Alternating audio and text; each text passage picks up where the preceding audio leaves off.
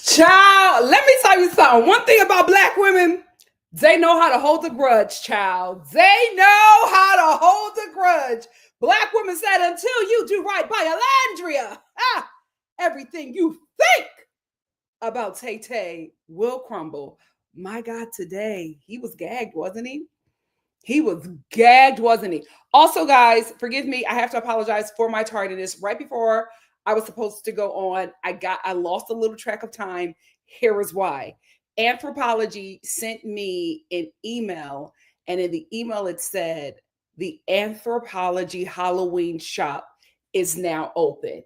Now, if you're new here, you might not know this, but if you are day one Star family member, then you know I'm a Halloween hoe. Not necessarily Halloween. I'm a Hallelujah kid, but I'm a festive hoe. Like, I am festive about everything that is not patriotic, okay?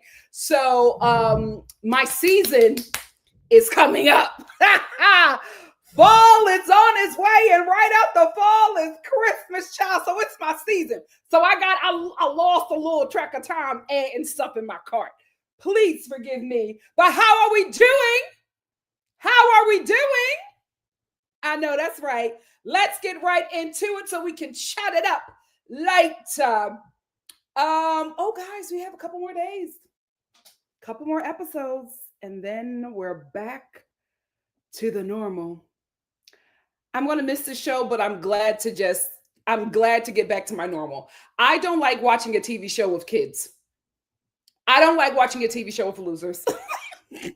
I don't like watching TV shows with pick-me's and women who go baby for baby with a no good man. Like, I want to get back to my bubble of just liberals who read. I don't want this anymore. I want to go back to my bubble. I want to go back to this show has exposed me to a side of the country I don't ever want to meet again. Absolutely not. Let's get right into it. Take me to my blue bubble. We started with this episode with Amaya and Brian and the hideaway. Am I an auntie? Yes. I was watching this and I was like, Amaya, what are we doing? I was like, Amaya, what are we doing? We're like watching her bang this dude. And I'm like, first of all, I'm like, I'm watching this show, right? I'm watching Amaya and Brian. I'm watching her mount this man, hump this man in the hideaway. And I'm watching this show with 12-year-olds whose vote count just as much as mine. Ah! Oh, Lord. So I cannot believe it. Like, I'm watching it and I'm just like, y'all know I'm a prude only for me. I am a prude only for me. NikkiStar TV, we are pro ho over here. So that's why when, people was trying to slander Huda for maybe being a little streetwalker or a pole princess, I said, we don't do that over here. We are pro ho. If y'all want women to make money a legitimate way, then y'all need to pay us just as much as y'all pay men. So I don't shame. But I'm looking and I'm just like, how long have you known Brian? Listen, I know a woman has needs, right? If we're going to talk about it and be real honest about it, a woman's libido is far stronger than a male's. Like men, their libido is not like, come on. No way can y'all compare, especially when we're in heat. My God, today, we just have more discipline. The women on the show, not so much. Okay.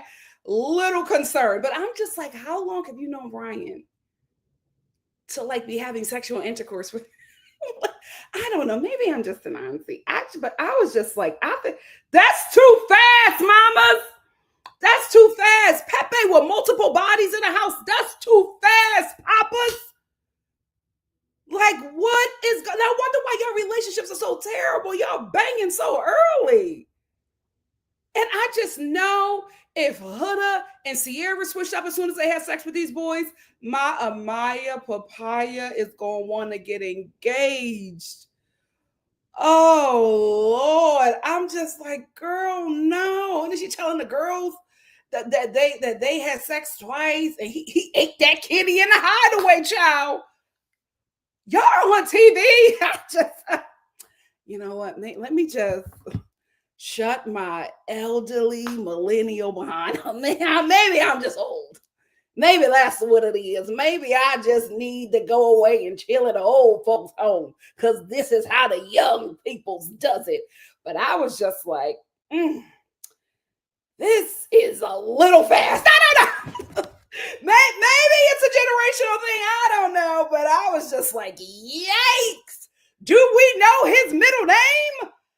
What is happening? What is happening? I will say this. I was no longer mad at Taylor. I think it's because I was just focusing on Nicolandrea and Alandria finding her happiness. I just let it all go. So seeing him this episode with Clark, I thought it was really cute. I'm happy that he found somebody for him. My issue was just how he went about it. And then like when she expressed her hurt, he goes, well, y'all want me to pick right now? It wasn't just her. Everybody was just like, Taylor, we're a little shocked at how you're moving. Everybody felt the same way. Even the freaking narrator, right? So he says, so y'all want me to pick? Then I choose Clark. And did this little smirk and he was feeling like the man. Then he got humbled after America voted, but still never made it right with Alandria. And I'm just like, you think the way you treated her was fair? Like everybody who witnessed this with you in the villa thinks that you took advantage of her, thinks that you misled her. Even Ace is telling you, like, Ace was coaching him the entire time to be a better person, to be a better man. He never took his advice. And it's just like, you still didn't think that you needed to like get that right with her or apologize. And you expected her to save you the last time. Like, this is my thinking. If I know, because he was very aware that because of how he treated Alandria, that he was in the bottom and he was on his way going home. Why not? As soon as you realize that, because you kept on saying America just didn't like it. He was maybe thinking America didn't like that I chose Clark. No, America didn't like the way you treated Alandria. And if you were in the bottom because of that, wouldn't you immediately try to fix that behavior since you stay in the show based on people's votes?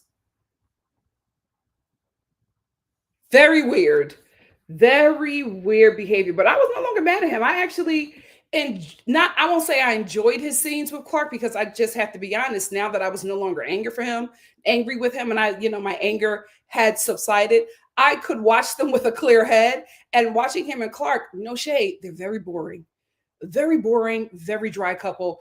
I think, just the same as my mother, that Clark was just like buying time so she can stay on the show. I think Clark got a big dog back home. I think she got a big dog back home, and I think that she is Taylor's karma. But watching them, it's just it's so dry. It's nothing exciting. Everything, yeah, I just waiting. Yeah. Cowboy hat. It's just, they were so dry. They were so dry. I was watching their scenes like, let's hurry up. I am not interested in this. Another couple I am no longer interested in is Huda and Chris. Listen, the nut jobs who love and support them, and the children, go to bed, who love and support them. That is y'all God. That is y'all idol. Fine. Get your idol off my show. Get your idol off my show. I cannot take it. I will say this. I got to be honest. The black woman in me, it's just a little penny. The Lord is working on me. The Lord is working on me. But the black woman in me loves that she terrorizes these black men. I love when a non-black woman terrorizes them black men. Because I just be watching. I'm just like, thought we were bad. Yikes. Just a little, just get them, girl. Get them again. But it's just like, she's never happy. It's too much. It's too much. It's draining. You are so young and so miserable. This is so sad. I'm just watching her and I'm like, my God, today, girl, you are wasting your good collagen years just being miserable. It's so sad. Like, nothing makes her happy. It's like, as soon as she sees the man that she's in a relationship with having fun, something clicks in her and she's just like, I have to steal his joy. I have to make him miserable. He cannot be happy. What is that? It's so weird. Before, it was the fact that he wasn't giving her pancakes. Thank God we didn't have movie night, because if he would have saw if she would have saw Chris making Shelly a song and bringing her flowers, she would have lost her mind. Maybe, I will say this, maybe that's why we didn't have movie night, because of her, because she was still in the villa. And they were just like, she might take Chris out, so we're not going to have movie night. But it's like, I am so tired. It's just exhausting watching her try to navigate relationships. And I am pro-woman. Well, not all them hoes. Some of them heifers are really dumb. But I try to be as pro-woman as I can be. And I hate the fact that I have to say that the person in a relationship that is the problem is the woman. It's you, girl. You are the reason these relationships are not working. Everything triggers you. Everything makes you miserable. Like, he can't do nothing to keep you happy. And this is how I know that Chris is lying about wanting an emotionally unstable woman or attracting emotionally unstable women, because if you attract them, you would know how to handle them. He does not know how to handle her. He does not know how to handle her. He avoids everything. He tells her it's fine. He lets it go, but something is really boiling inside, and he allows her to, harm him. And then he goes and talks to the guys about it. And the guys now have to be in the therapy session. And it's the same cycle. It's the same cycle. She tears these men down. She emasculates them. The men don't say anything because they're playing the game and they want to stay on the show. But then they go to the guys who are having a good time, vomit out all their drama on them. And now the men have to stop having a fun time and have to start counseling them. She is the problem. She is the problem. But one thing I will say about Chris, he's not one of them. He's not one of them. And he's absolutely playing the game, but I think he's at his wits' end. I think what's happening to him is a lot worse than what we're seeing. The same thing with Jeremiah, and fellow Islanders have confirmed that it was way worse than what we've seen, especially Adriana, because the Hudacrits are under her comments harassing her. And she's just like, I do not care. I was there. The experience for her was horrible. The producers gave her a good edit. What we lived through, you guys did not see. But he's not one of them. Like, he's going to play this game. He's going to do his best to stay on this show. But he is very aware of what he looks like. And he is trying to combat that narrative, right? He's trying to be the lover boy, be the good guy for America. But he's also trying to let his people know that he is not going to get punked on this show, especially by no non-Black women, because of how it's going to look to his community. So he's very aware. That's one thing about this cast that I think has worked against them. They are hyper aware that they are being watched. And so he is really trying to play to two audiences, but he is dealing with the firecracker. And I don't even know if these two are going to make it to an elimination. Because this episode, he was like, I can't take it. I'm like, well, what Huda doing? What is Huda doing? I feel like he about to reach his breaking point, y'all. Can I just say this? Ace is the youngest person in the villa, but somehow he's the oldest.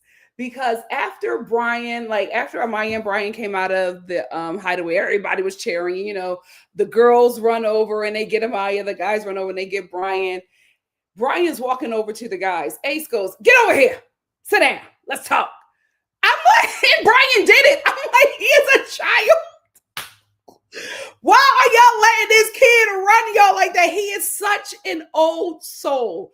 I have to admit, I have been enjoying him again. Ace should have never did that mess with Amaya and Shelly. It really messed up how we all saw him in the villa. And I can't wait for him to explain that, because my God, he turned everybody off. And we all loved him in the beginning. He turned everybody off. That mess with Shelly and then that mess with Jeremiah was not a good look for him.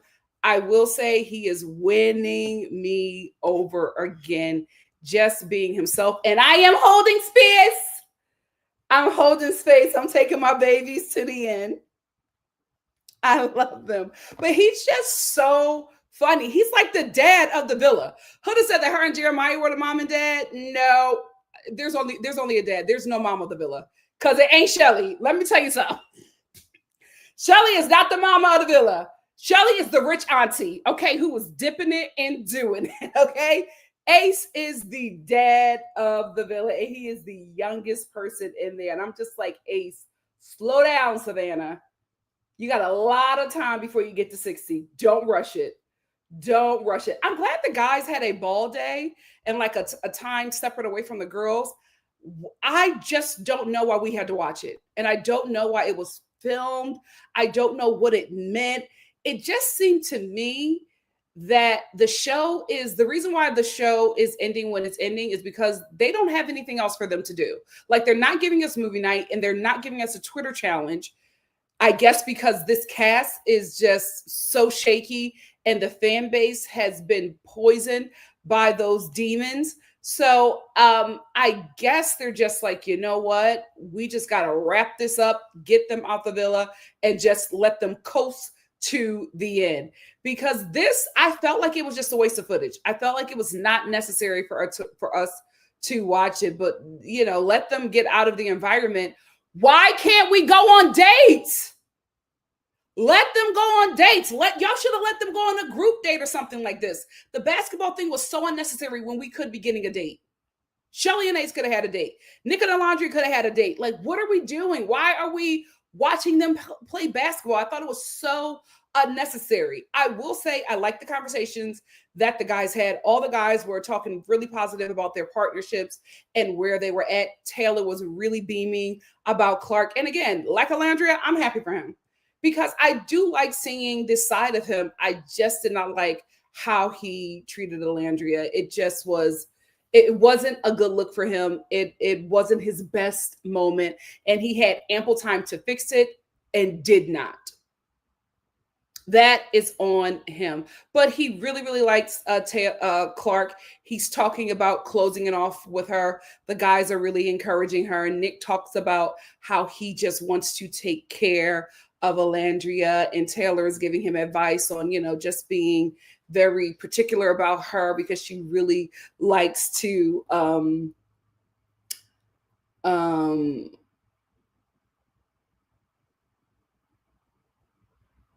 on, because I wrote down what he actually said.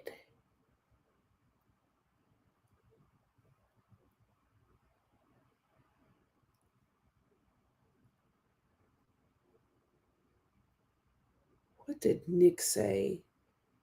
He just wants to make so Nick is just saying he just wants to make her happy. I will say this.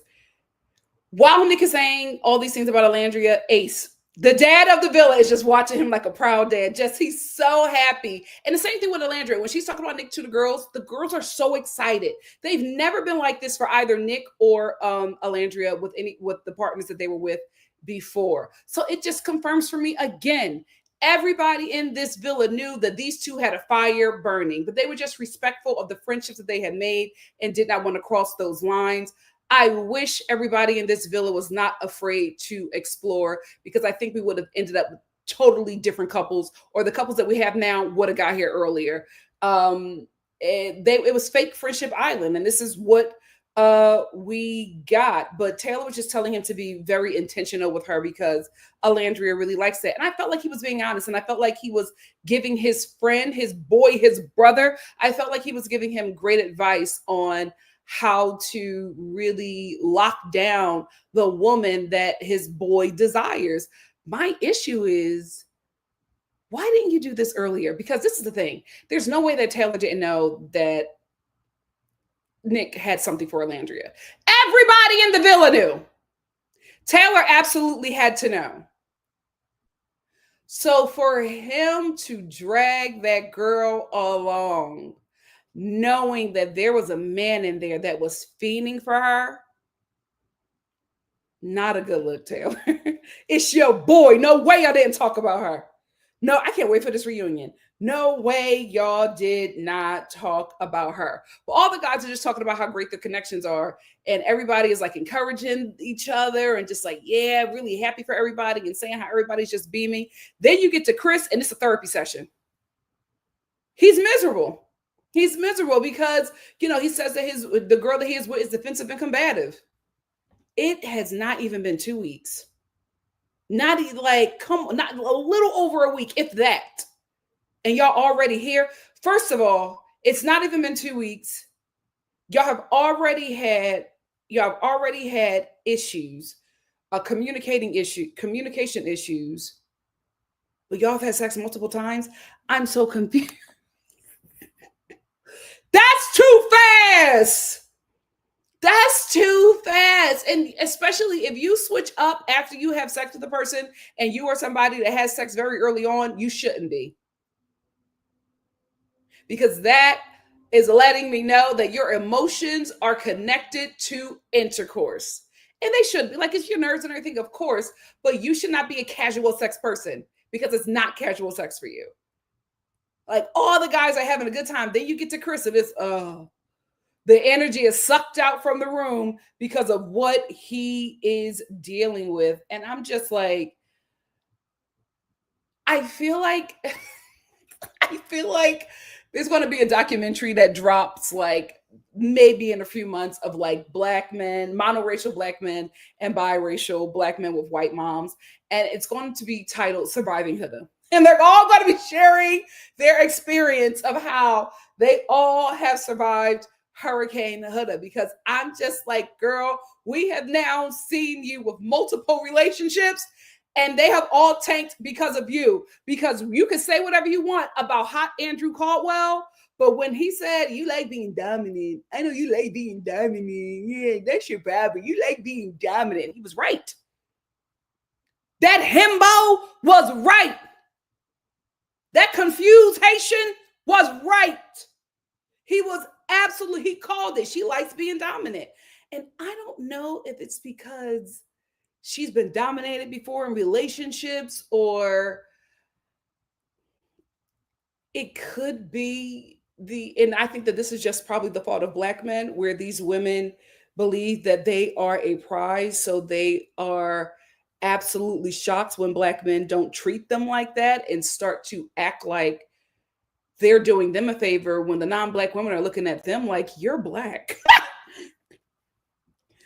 You're black. Like, I'm doing you a favor by being with you. So for you to try to act like you're on my level or tell me no is ridiculous. You are the property here, not me. Maybe that could be what it is. Like, she's just like, I can't believe that this black is talking to me like that when I'm doing them a favor. And listen, I gotta give that to them, because it is these kind of black men, not all black men with low racial self-esteem and who want white adjacency, who are telling these women that they are at the best thing, the next thing to God. So when these women get with them and these men treat them like they're not that, they crash out.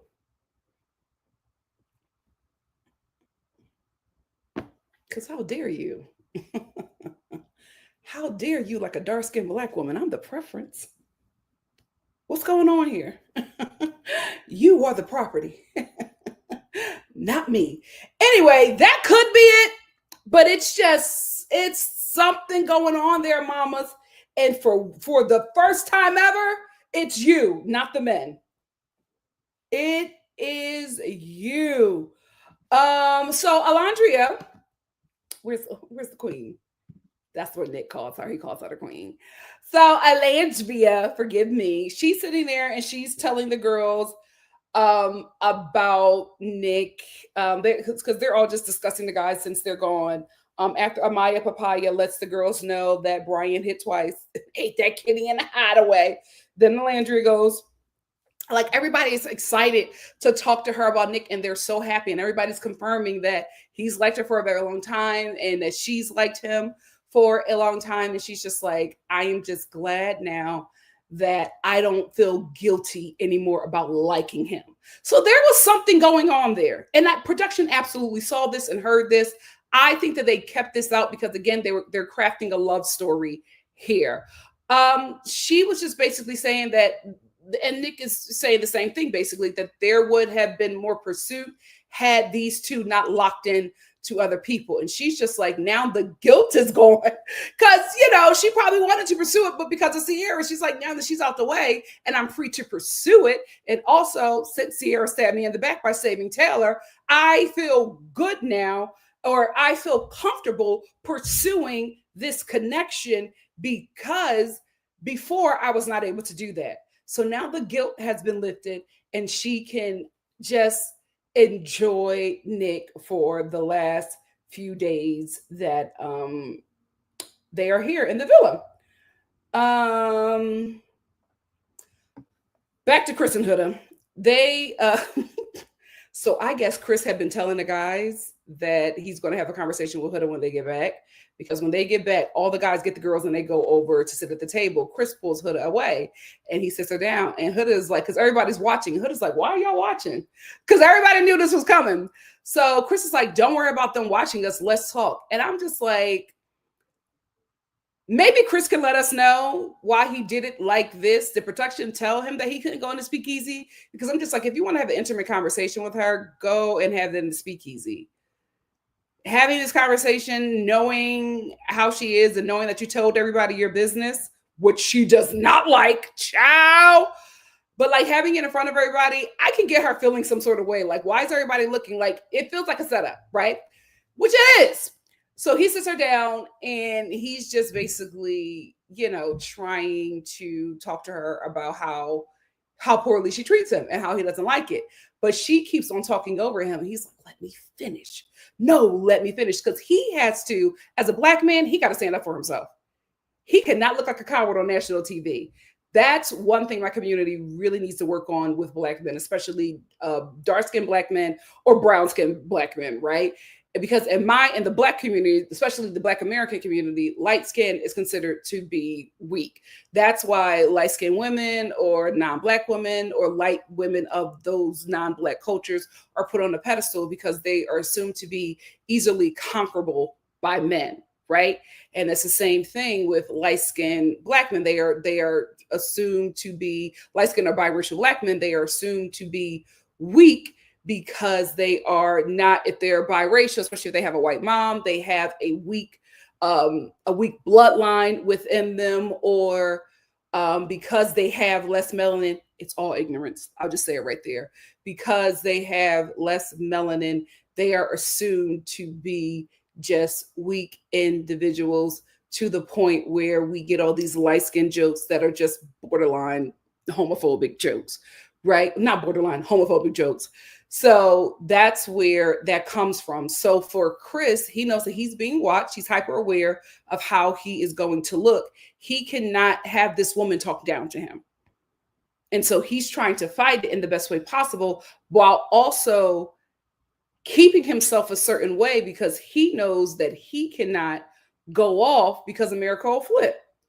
So he is very aware of what's happening here. And he's trying to talk to her. He's staying calm. He's keeping his tone low, but he also wants to acknowledge that he does not like how she talks to him. And they are getting nowhere. They're going back and forth. Instead of Huda crashing out, she gets up, she walks away, she goes to the confessional, and she's just like, I don't want to screw this up, but I feel like I'm screwing it up. And I'm like, yeah, you are. You are. And the people that rock for her, because I always said this, I think that we're dealing with a mix of communities, right? I think we're dealing with very young people whose brains are not fully developed. So they are looking at this relationship and it mirrors their relationships that they're having in junior high, right? Because all of Huda's relationships are very junior high. Putting a hickey on a grown man, junior high, right? So we got the kids, right? We got the preteens.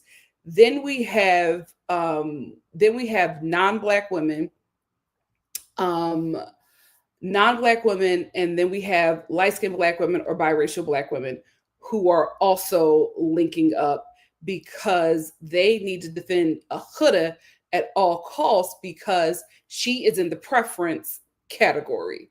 So they have to fight for this woman, because if this preference is being torn down, then it creates a problem for them in the space that they hold in their desirability to men. So you have this audience feeding into this nonsense from this couple, and they're like trying to keep it together. Huda is trying to keep it together, not knowing that she has become the poster child for the preference, right?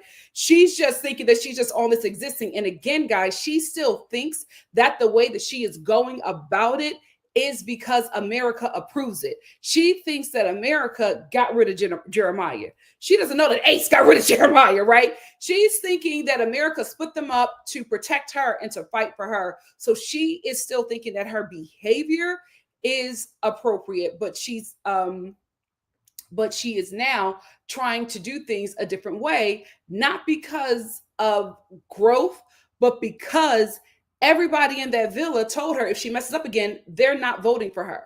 So she's doing this to stay in the show, not because she has changed behavior or she has grown.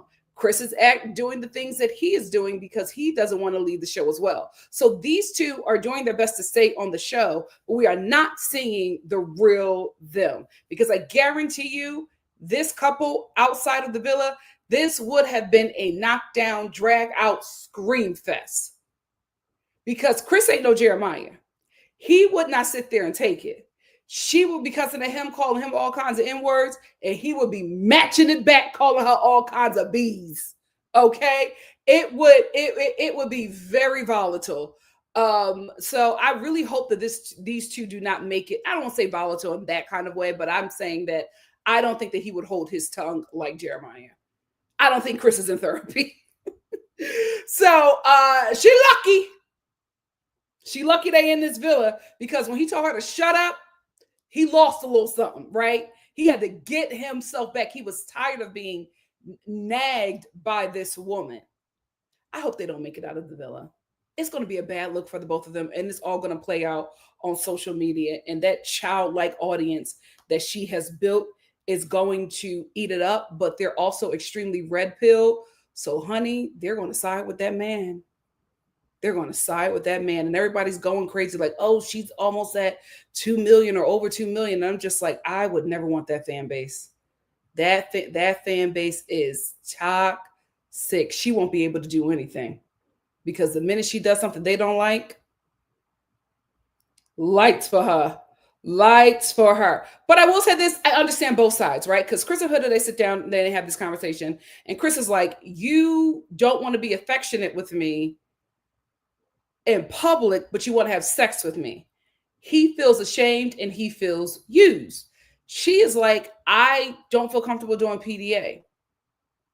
I don't. Later, she says she wants to do things differently because when she kissed on Jeremiah, the Islanders judge. I will say that she's right, because there was a lot of focus on her relationship, but I don't think that's why she's not doing the PDA. I don't think she's doing it because of the Islanders. I think she's trying to push blame. I think she's not kissing on him and doing all those things with him because I do think there's some shame. I do think that he is, I don't think he's the kind of black that she wants. You know, I feel like he fits a certain narrative for her, but I think Jeremiah is what she really wanted. This guy is fitting the bill for now. But I don't think that this is somebody that she really desires. I think Jeremiah was it for her, like that right there. Considering, you know, I'm just going off like her baby father. I feel like that's kind of where she wants to be. I think Chris may be a little too Negro in the sense of like every sense of the part, like not just in looks, right? I think it's also just like culture. This is like, he doesn't give me black man with low racial self-esteem. So I think this is new territory for her. And I think it's a territory she doesn't want to discover, but she got to stay in a coupling for the rest of this show. And I think he's picking up on that. I think he's just like, he knows how, when a woman likes him and how he's being treated. He also knows when he's being used sexually. So I feel like that's what's happening here. I feel like she is sexually attracted to him. Relationally, I don't think that this is the kind of guy, this is the kind of black she wants. I think she wants a more easily controlled black, and she needs a black with white adjacency, a black with low racial self-esteem. I don't think that Chris fits that bill. I will say for me, I thought he did, but then like you watch him a bit, I'm like, oh, so you're not one of them. This is not going to work. I knew that right off the bat. I knew it was not going to work, especially when Shelly was his type. I was just like, oh, yeah, this is going to be a problem. This is going to be a problem. But I do also get where she's coming from. She doesn't want to do the PDA, and she feels more comfortable being intimate with him in private. But how can he not feel like you're ashamed of him because you're saying, I'm fine being intimate with you in private, not when people are watching? It's kind of weird. It's kind of weird knowing that you're banging him on camera. So it's weird. I see the confusion with him, and I can also see her not wanting to be intimate in public. I'm like that as well. I'm not a PDA person, but it's just like you were intimate with Jeremiah, like you were showing a lot of PDA. It's because like you're attracted to him. It's because you really like Jeremiah relationally as well as sexually. I think Chris is just something that she desires in the bedroom. I don't think she desires him outside of the bedroom. Woo! This show is deep, child. Ooh, isn't this a mirror of America? Child, Huda said, you're BBC. You are not the relation. You are not what I'm bringing home to my parents, baby. I am sorry. I also want to say this. Shout out to the toxic people. We also have to realize that there are toxic people that we share the world with. Look at the president that we have. They need a role model as well.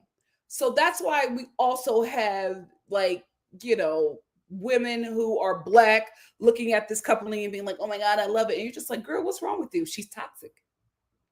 She's toxic. She is toxic. She is that girl who will fight with her boyfriend, especially if he's a felon, weaponize the police, call the cops on him. And then when the cops come, she's fighting the cops. Don't take him. No, let him stay. LaMarcus, I'm sorry. She can see herself in Huda. So that's what it is. But people are like, oh my God, I can't believe that there are Black women. She is Huda. That's the thing. Yes, it's racism. Yes, it's colorism. But there are also a lot of women who see themselves in her. I know. Very scary times that we're in. Very, very, very scary times that we're in. So anyway, the cast gets a text, and it says basically America has voted. The couple with the lowest votes is going home. Everybody sits around the fire pit, and the first couple that's safe is Ace and Shelly. That made me happy, but again, it's in no particular order. And then after that is Iris and Pepe, and I'm like, oh,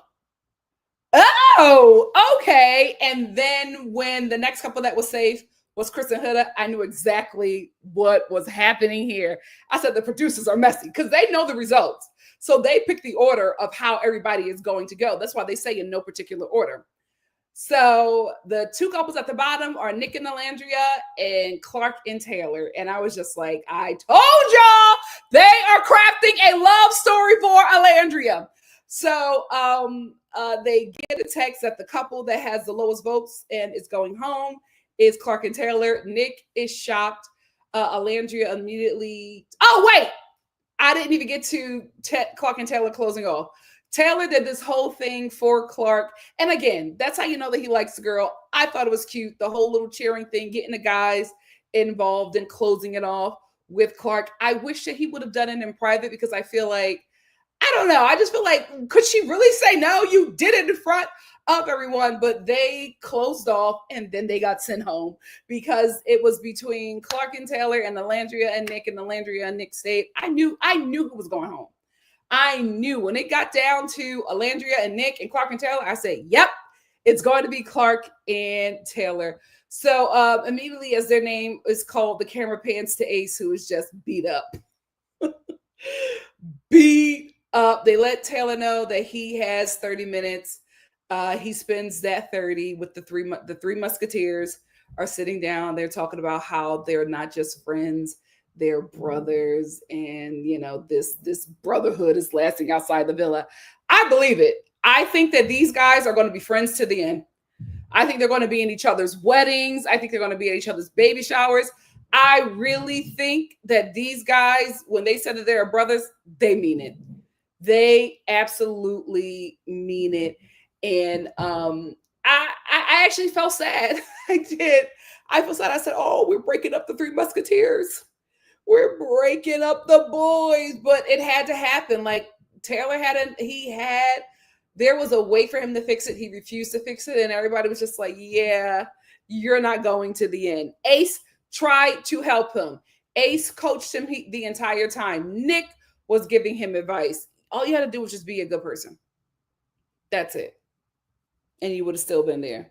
Even Ace was like, man, I thought we was going to be at the end. That's what he was planning on the entire time. He was planning on him, Nick, and Taylor being in the end. That's what Ace was working on the entire time. And Taylor effed up the plan.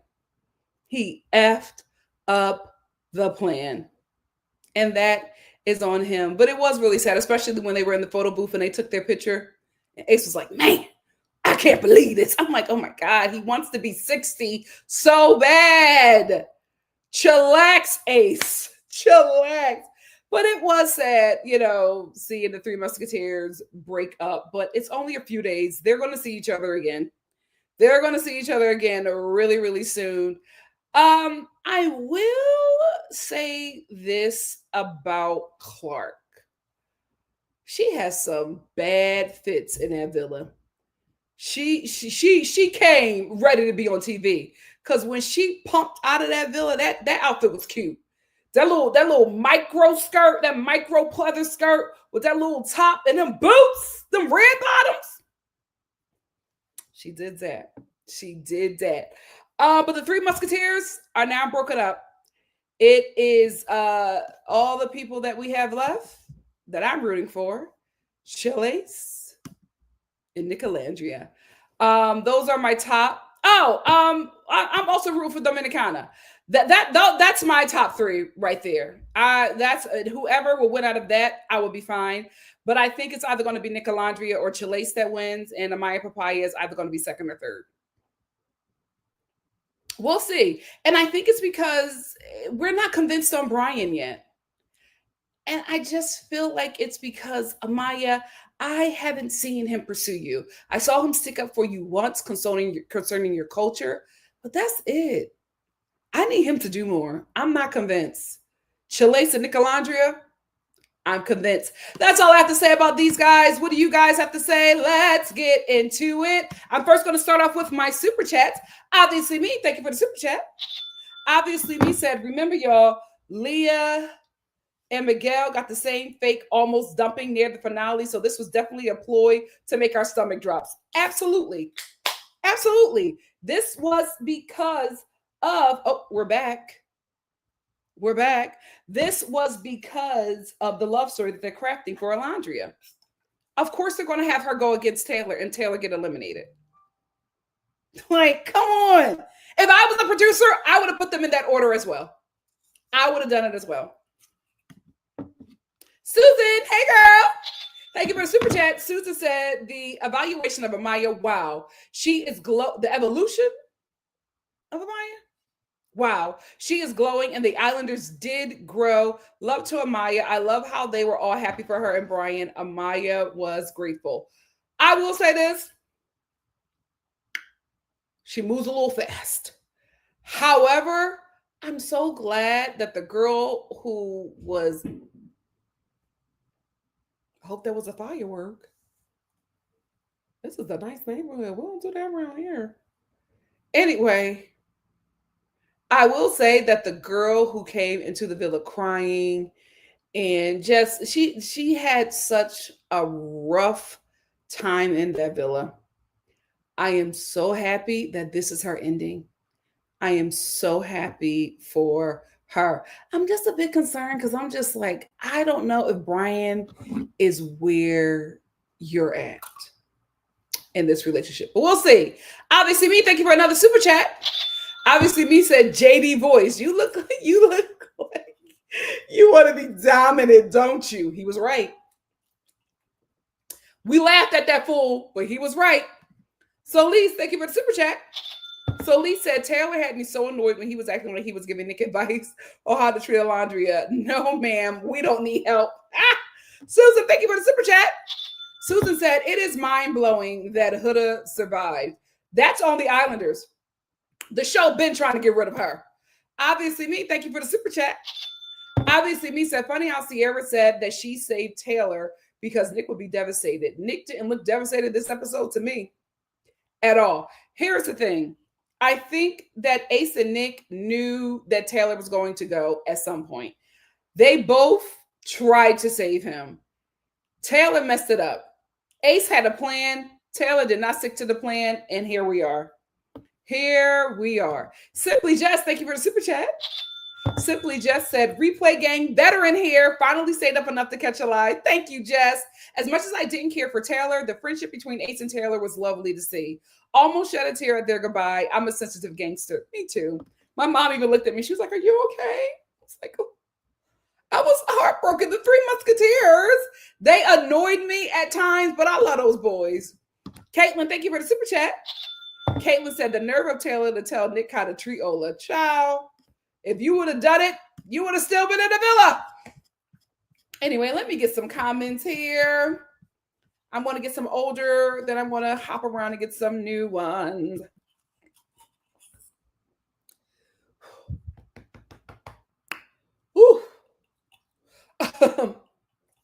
Crystal said, if Chris is going to be that miserable, then leave.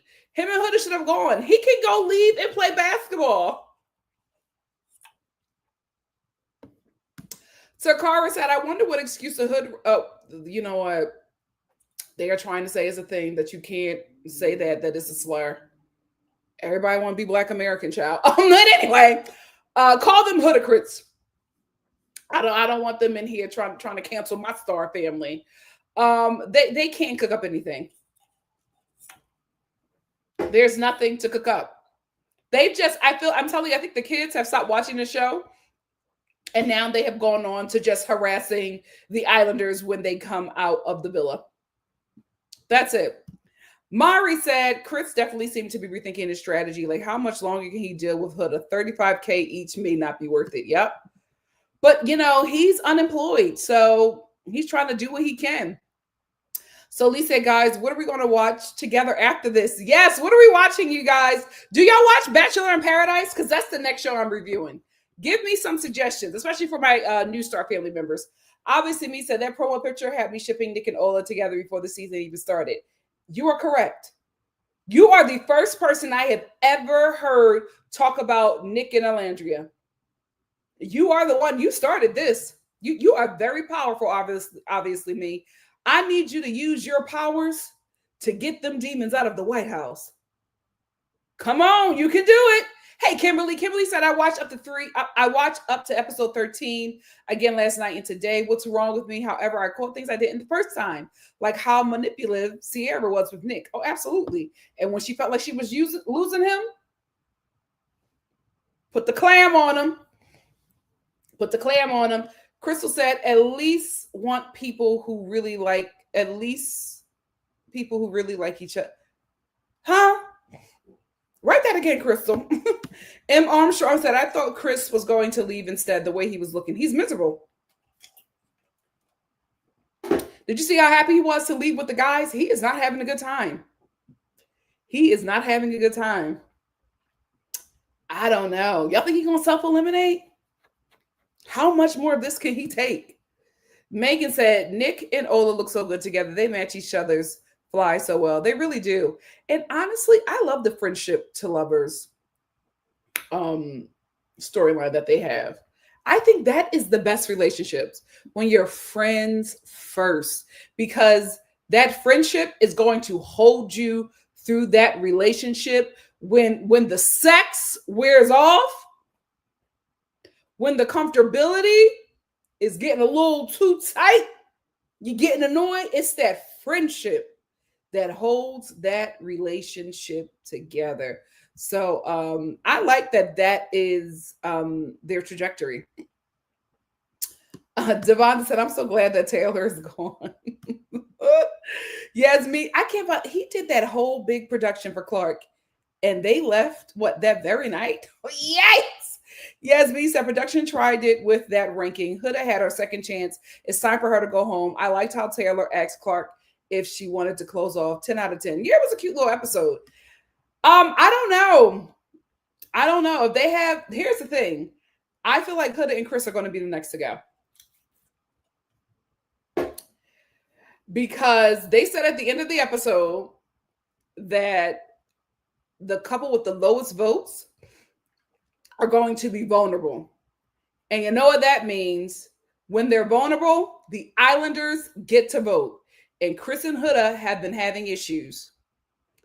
And Pepe and Brian were talking about how happy they are in their coupling. And I don't think the Islanders see Pepe and Iris or Amaya and Brian as competition.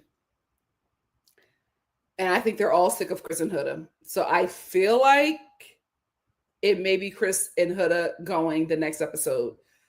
I have a theory of why I believe that Chris and Huda are not going to win. I am not going to talk about it until the last episode. When we get to that last episode, somebody remind me, because I have a theory. I don't think she's winning. I don't think she's winning. I have a theory. We'll talk about it the last episode. Obviously, me said, y'all, that Chris and Huda convo where she kept cutting him off was giving me severe secondhand embarrassment. I was trying not to look away from my screen. It's just exhausting. It's exhausting. Poor thing. I hate the fact that the problem in that relationship is a woman. I hate to say it, but I'm like, girl, it is you. Poliver Girl said, I kind of am happy Taylor the snake actually found a good partner and left with her. He didn't leave with her. She is leaving that Fiji and going back to her big dog at home. Taylor is not her type. She is not attracted to that man. Scooter said, everyone on Reddit was saying how emotionally mature Chris is episodes ago. Ciao.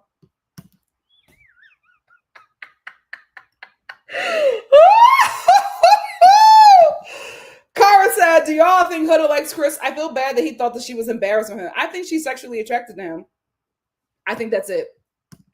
JLB said, we didn't get much of Nicolandrea tonight, but I enjoyed how Nick keeps talking about taking care of her and actually doing it. He's so attentive. I think we're going to get more on Nicolandrea now that Taylor is gone. I think it's just really hard for Alandria to move forward with Nick when, like, with Sierra was being there, then with Taylor being there. I think it was just hard for her. I think now that those distractions are gone, I think our girl could be free. And again, I don't think that Taylor was a distraction, but I think it was just weird for her to know to be in that space still with him. Oh, he's over it. He's over it. How could he not be? How can he not be? B. Nichols said, what about Chris Huda combo where he asked her to, oh, I missed that. I missed that, child. Oh, they are freaked out in that villa. Freaked out. Takara said, OMG, I just scrolled on TikTok and Huda crits are already starting. Low-key, I can't wait for this season to be over. They're children. They're children. Devonta said, I want Taylor to leave by himself and Clark find someone. Clark already has someone. I bet on it. Edge said, do any of you think we're going to get Chris has left the villa? Probably. Chris has left the villa for his mental health. Hey, Toya Star. Toya said, hey, Star family, thanks for supporting NikkiStar. We love and appreciate you. Thank you. Obviously, we said Reddit is strange because Reddit loves Iris and Pepe, but hate on Nicolandrea hard. I don't get into Reddit too much. I'm into Reddit just for La Crusade, and that's it. Because I found Reddit to be very red-pilled. Oh, I got another super chat. I'll get that next. Justamina said, this episode was paced oddly. I know it's typical for the last week of the show to be slow, but I think it was the Huda and Chris element dragging it down. Absolutely. Especially compared to yesterday's fun. I agree. Obviously, me, thank you for the super chat. Obviously, me said, I remember early on in this season when you said that Nick would look better if he cut his hair off. You fitting have Nick looking like Joey Essex. Oh, Nick about to be fine. He about to, it's the black wife effect. Because this is the thing. What's happening with Alandria? Two things are happening here. She doesn't date white guys. She does not. That is a sister who her future and her past have been black. She has never seen herself with a white guy, right? So I think kissing is one thing, but like intimacy, if you ain't never been there before, that's scary just to even think about stuff. You know what I mean? And also, I think that Nick is dirty. I think that Nick is dirty. I think he's cleaned himself up now because here's the thing.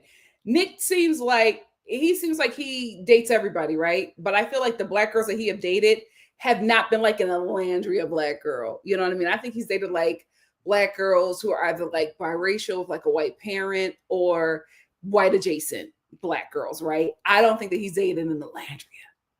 He ain't never been here before, right? He's been to the Essence Fest, but he ain't been here, right? He ain't been to the Bill Pickett Rodeo Show, okay? This right here, he ain't been here. So I think for him, he has to carry himself like a black man to attract Alandria and make her feel safe. I'm not saying that he has to not be himself, but I think he has to groom himself like a black man. And I think he has to carry himself like a black man. And I'm talking about in a way of protecting her and looking out for her, especially in the spaces, the non-black spaces that he may put her in. That is how he's going to make her feel safe. He got to let Ace coach him. C said, I got that. Wait, did I thank you for that super chat? Let me go back. Did I thank you for that super chat? Did I thank you for that? Obviously me. If I didn't, I'm sorry. Thank you for the super chat. Obviously me. Alexis said Chris was trying to decide if that free room was worth this headache. Y'all messy. Mary J said, why are so many black women writing so hard for Huda, especially because of a lot of them hate Shelly and Alandria? If they're light, we know why. If they are biracial, we know why. If they are dark, two things. Probably first gen, absolutely toxic. That's what you're seeing. That's what you're saying. I hate to say it, but every time I've seen like a black girl writing for Huda, I go to the page and I'm like, of course. Of course. Of course. They are all the girls that get into fights with their friends when they go to Miami. It's those girls. It's those girls. It's those girls who just like only baddies in my group. I only hang with baddies that get money. Those girls. They love her. And we know why. It's the same black girl over and over. I'm like, yep. Obviously, we said Iris and Pepe give me nothing. Also, Pepe trying to compare his friends to Lover Arc with Iris and Nick's friends to Lover Arc with Alandria. Don't make me laugh. I'm just like, Pepe, you get sprung very easy. He was like, oh, I never felt this way about somebody before. You was just crying over Hannah. What are we talking about? He was just depressed over Hannah. So what's going on? Denise said Taylor should be grateful he had 2 significant connections. Okay, Sierra. Crystal said we know the only reason Iris and Pepe are getting those votes. Of course. Hey, Abby. Abby said, hi, this episode was so dookie, but excited to hear Nikki's thoughts. Thank you so much. Tia B said the edit tonight is hilarious, especially before a vote. I hope Chris and Huda don't make it to the final. I have a theory. I can't say it yet. Scooter said, Pepe annoys me. What a friend he is for not saving TJ. Who did Pepe say? Taylor. Oh, yeah, that was weird. I'll give you that. B. Nickel said, Hood is single-handedly taking the life force energy out of everything in the villa. Crazy. It's so sad. I'm like, you are so young and you are making your life so miserable. Give me Jumper said, hey, Nikki.Star and Mama Star, aka Stay Miz and the Star fam. Hey, All Day Finesse said, Nikki, tonight ain't the night to be late. Oh, I'm sorry. I was doing my fall shopping. Forgive me. Absolutely not, Kara. She's going home to her man. And it ain't Taylor. Devonda said, Nick and Alandria are friends to Lover Arc. Make sure y'all vote. Absolutely. It doesn't it feel like he is? Denise said, I voted Shalay since Nicolandrea are definitely good. I think we got to vote for one on different devices because I don't know, child. Kara said, do you think Taylor and Clark will make it out of the villa? No. All Day Finesse said, production thinks they're funny for showing Alandria in the middle of Taylor confessing his love for Clark. They gave him his moment, then they sent him home because they knew last night who was going home. Tia B said, hi, Star family. We've always made it through this journey. Just a couple more nights, child. Abby said, Nicolandrea are definitely good. Y'all see them standing in the bottom too. It was in no particular order. They were in the bottom because Clark and Taylor were. That's all. B. Nickel said, why is Taylor giving Nick advice for Alandria, by the way? Exactly. Obviously, we said, I don't mind if Shalay wins, to be honest. I just want to make sure that it comes down between Shalay and Nicolandrea. That would be so poetic. It would. It would. Destiny's Child said Iris and Pepe is not a real connection. They are just two widowers keeping each other in company. They are. They absolutely are. I want to say this. I love how you all are like talking to each other and like building like a community outside of me. Love it. Denise said Clark seemed checked out to me, but maybe that's her facial expression. She's not it like the way we saw Taylor with Alandria is the way we're seeing Clark with Taylor. I can't wait to see Clark with her real man. She probably so giddy. She probably loud. Megan said, I want Nick to kick Taylor off the bleacher because why are you of all people giving Nick advice about how he treats his wife? Ciao. Do you think that Taylor's going to be in? Is he going to be in the bridal party? That's going to be weird. I am Bevins. Was the result in no particular order? Yep. I am Bevins also said felt rough seeing Nicolandrea at the bottom too. I don't think it's because they got the least amount of votes. That was for dramatic effect. Peyton said I voted twice trying to get my family members to vote. Kimberly said saw on threads. Olan said that she likes the underdog, and Nick said he likes hippos because they are underdogs. Kids in that baby for sure. Josie said the elimination was Russ. Please vote Nicolandrea. Guys, I don't think they were in the bottom because they had the least amount of votes.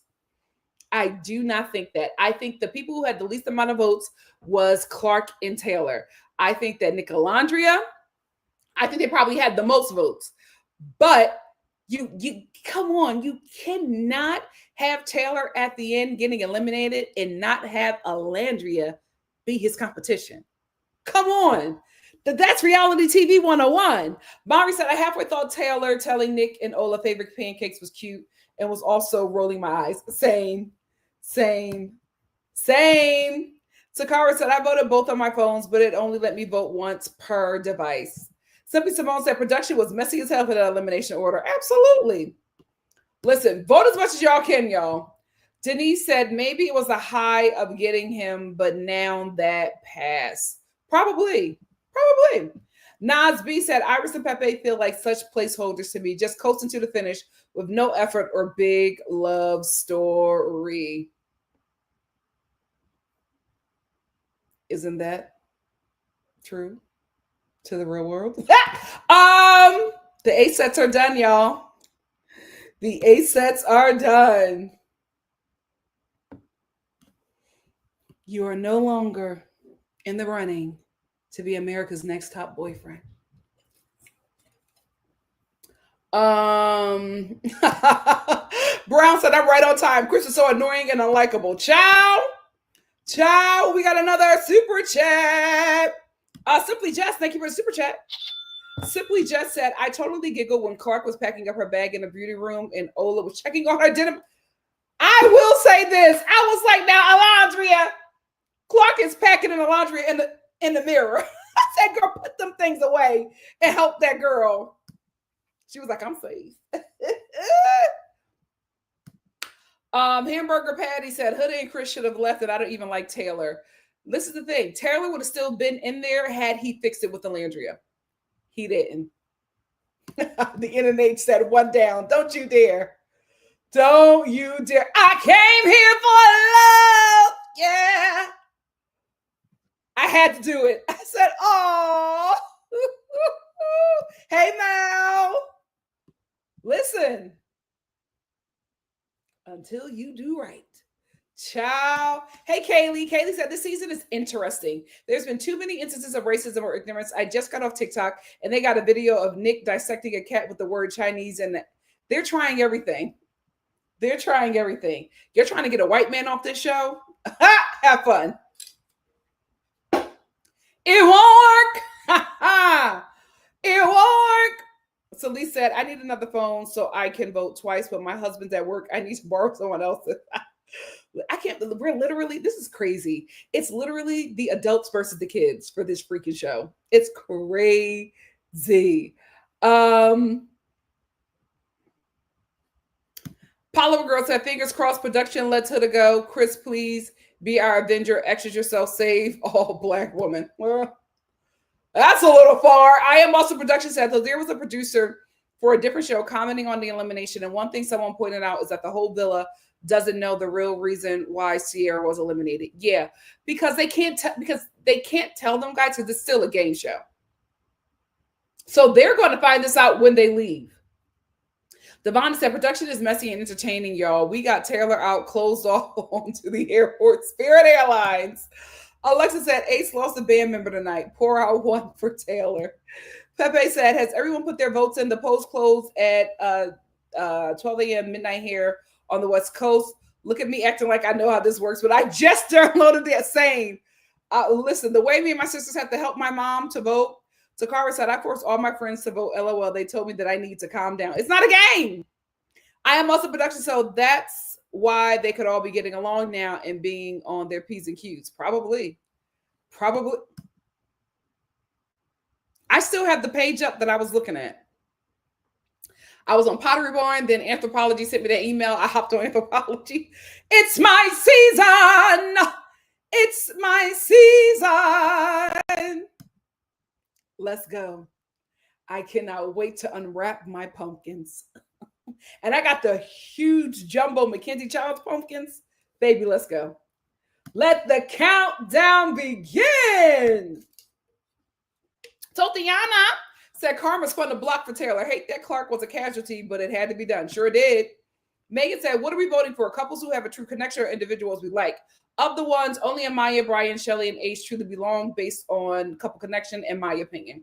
In my opinion, it's my number one, the winners for Love Island, I feel like is Shelley and Ace.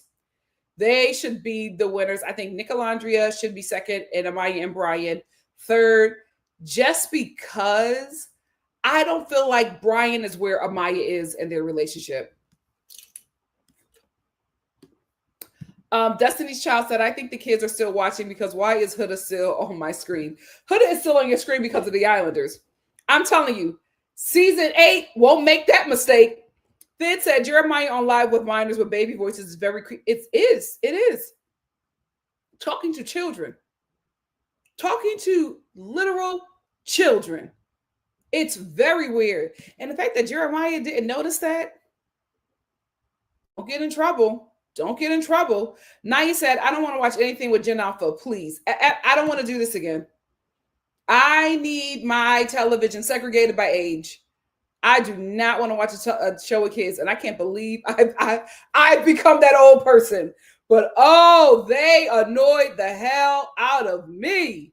Nas B said, I think producers wanted to milk perceived assumed tension between Taylor and Clark versus Nicolandrea. They also wanted to ensure they stirred up Nicolandrea high to keep ratings and engagement. Absolutely. As a producer, I would have done the same thing. I was not going to let the Nicolandrea hype die. Not on my watch. The Lux Explorer said, Star Fam, I hate that they put Nicolandrea in the bottom. I know Ian said in no particular order, but this stressed me out. Hello from Germany. Hey! Vote Nicolandrea, please. Zora said, I want a black couple to win. My second is Nicolandrea. My third is Amaya, but I don't mind Amaya taking the chip. She's been the only woman out of there that has defended women each time. I agree. I'm going to say this. I won't be mad with any winner out of those three. I will not be mad. I will not be mad. No, I don't think the kids will stick around for the next season. They'll be on to something else. Kimberly said, can we do a watch party on YouTube? I'm old. I don't know these things. I would love to do it, but YouTube would strike the page down. Taye said, I was scrolling on TikTok and there was a child on live crying because people were, the kids are unwell. Yes, it's scary out there. I'm like, where are your parents? Where Gen X and millennials, get y'all kids. This is scary. Very scary. And there was some black girl. I hate to say it, guys. She was Nigerian. I'm sorry. I know Star Family. I know we have a large Nigerian community here within the Star Family, but she was one of yours, child. She said, Huda could literally call me the N-word and I still wouldn't vote for Shelley and Alandria. What? We have lost the plot. We have lost the plot. I hate to say it, Gen Z. She's also one of yours. What is going on? It's a reality TV show. What is happening here? I I hate to be that old person, but the kids got to go to bed. This is not a show for young people. This is for millennials. We started this and we need to take it back. We have lost the plot. It's too many crazy people on watching this show.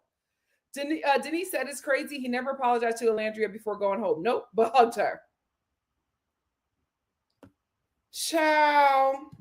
M. Armstrong said it's too much activities considering they just met. True. At all. At all. At all. I cannot stand y'all.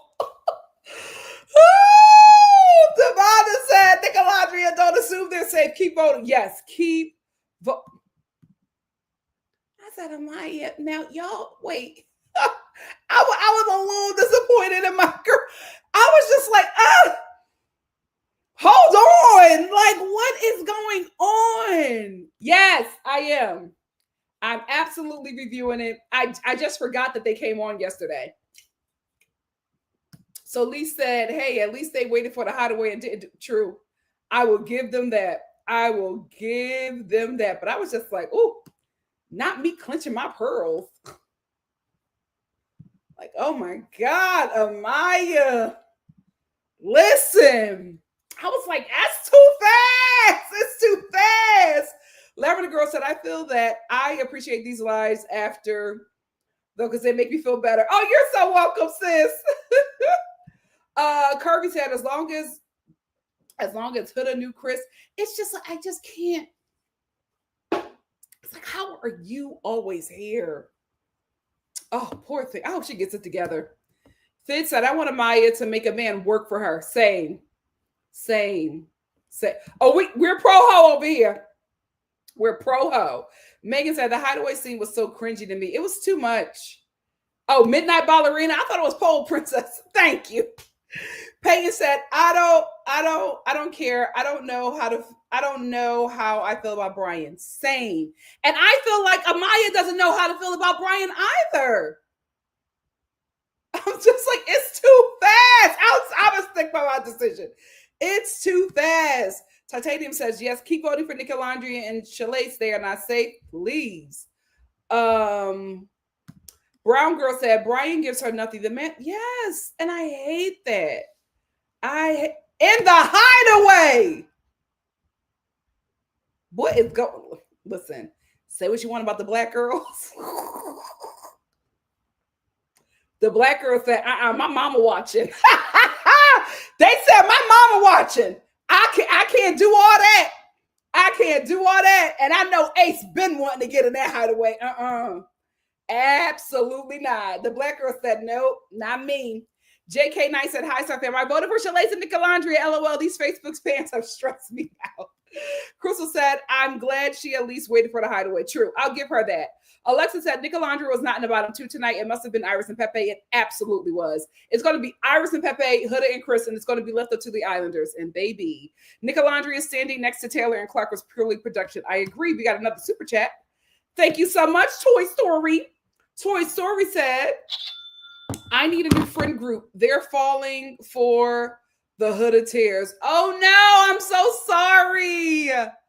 Oh God, are they Hudas? I had my, oh my God, I had my last Huda a couple months ago. But this is the thing. I didn't know she was a Huda because me and her didn't hang out that much. It was when we started hanging out more and more and more. And I was like, ooh, something is off. Something is off. And I found out what was off. Of course, it was a man. It's always a man with them. It's always a man with them. And when I found out that relationship is done, because no, not in my big age, I'm not going to be dealing with Hudas. Absolutely not. That's for the 20s. Not now. Polymer Girl said, we old. I only mounted after I got a ring in a legal ceremony. My husband was like, what? It's just, listen, I know that they're free sexually or whatever. Not politically, child. But I just was like, this is just, it's too soon. I'm sorry. And this is why y'all be having these problems. So Lee said, we talked about Pepe and Huda having multiple bodies, but Iris, husband, the quiet assassin. Iris and Hannah, they love throwing it back, child, on strangers. Pro ho. Scooter said, I'm going to hope Iris wasn't doing that because I thought she was respectful and did it in soul ties. Iris is throwing that cat. Throwing it, baby. To the white boys and they catching it. Destiny shouts that Pepe and Iris is the same with the shagging and people think it's a real connection. I can't believe it. I was like, I cannot believe Pepe. He's just like, I'm never falling for somebody like this. We watched you do it. Are we not watching the same show? What is going on? Dreadful said, I find actual intimacy less weird than what they do in challenges. Agree. The NNA said, at least it happened in the hideaway and not in the same room as everyone else. Yeah, because I don't think Amaya would do that. Now, I don't think she'll do all that. So Lee said, we talked about Huda and Pepe having multiple bodies, and Iris is the real silent assassin. She is. Do Iris got 3? No. I think it was just TJ. Just TJ. That's crazy. Not only to have multiple bodies in one season, but to like, you're going to be connected to them for the remainder of the popularity of this season. Is that not going to be crazy? Peanut Gallery said, then they wonder why they go through mental health crisis when they get released from the show. Sex will mess with your perception and make you make the wrong choices than men. For some, that's why if you're not a casual sex person, don't do it. B. Nichols said, honestly, I feel like the entire villa pressured Amaya to give it up in the hideaway, and they shouldn't have done that. Even if they were pressured, Amaya's a grown woman. I get that she gives off very youthful because of how she acts, but she's an adult, and she made those decisions. Pressured or not, she is an adult with a fully developed brain.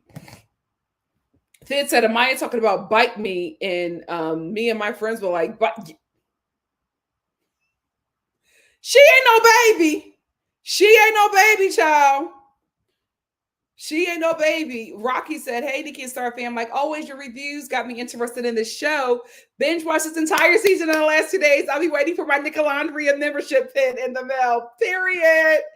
Tia Bia said, I agree. Amaya told us too much. I heard, never tell another woman how good your man is in bed. She could have said they enjoyed themselves. You know what? Thank you for saying that, Tia Bia. Because I feel like that's what's happening here. I think there is a shift and a huge gap with millennials and Gen Z. And I think it's the grandmothers, because I heard that from my grandmother. And I think that's what's happening here. Like, I feel like a lot of us spent time with our grandmothers who were significantly older. We are dealing with people whose grandmothers are 35.